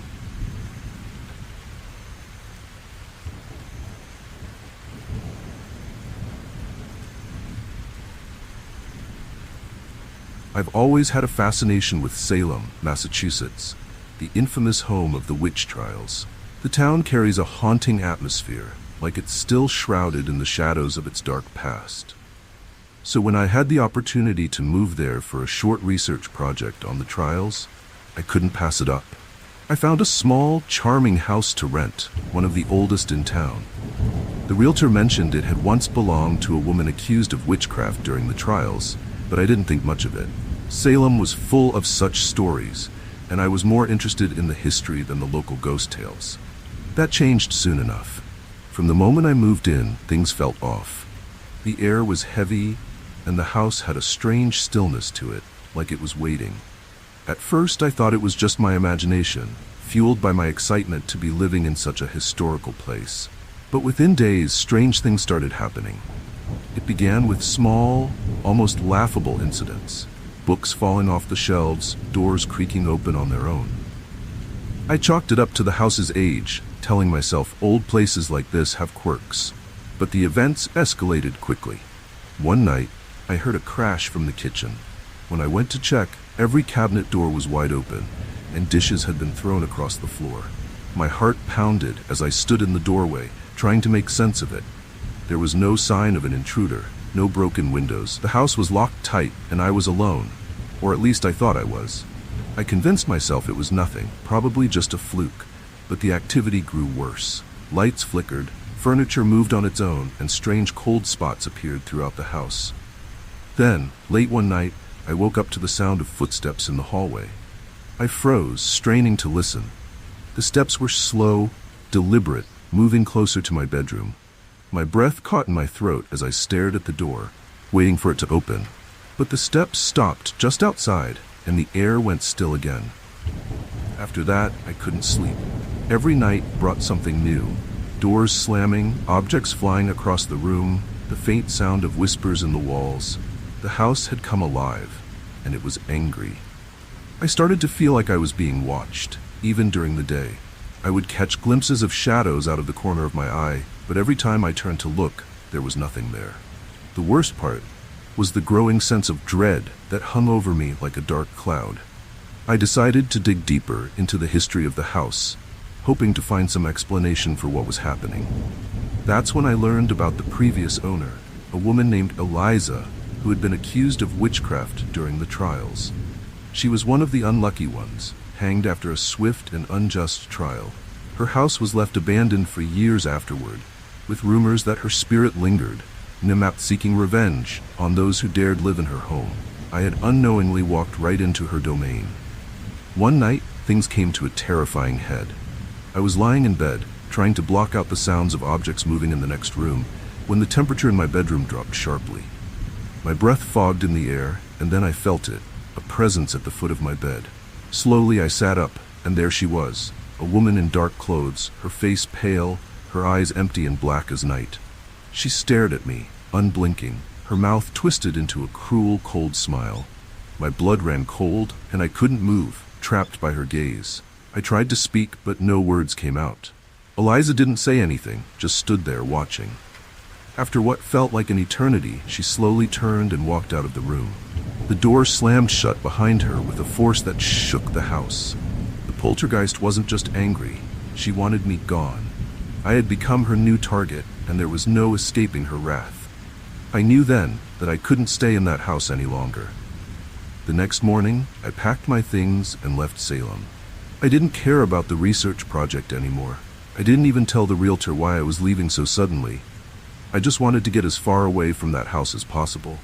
But even now, I can still feel Eliza's presence, like she's watching me from a distance, waiting for her next chance to strike. The house remains in Salem, standing as a quiet reminder of its dark past. But if you ever find yourself walking by late at night, you might hear the sound of footsteps in the hallway or the slamming of doors. And if you're unlucky enough to move in, be warned. Eliza is still there, still angry, and still looking for someone to take the blame for her fate.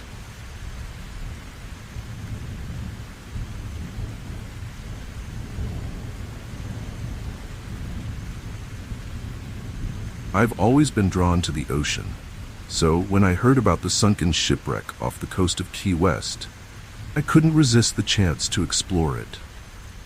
The wreck was said to be from a pirate ship that went down centuries ago, and rumors swirled about hidden treasure still buried beneath the sea.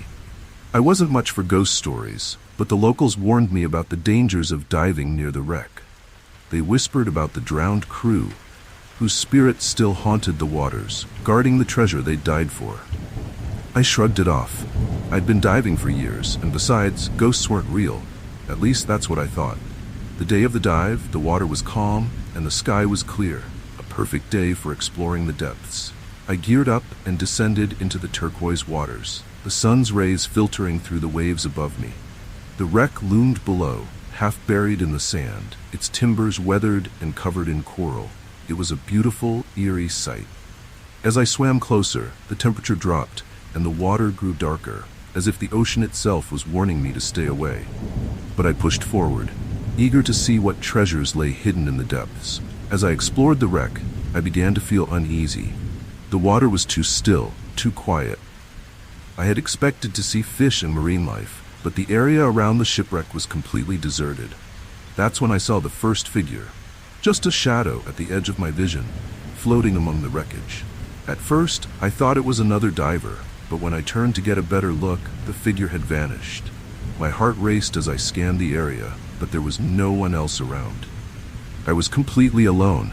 At least, I should have been. The deeper I went, the more I saw them. Shadowy figures drifting through the water, their movements slow and unnatural. They weren't other divers. They weren't even alive.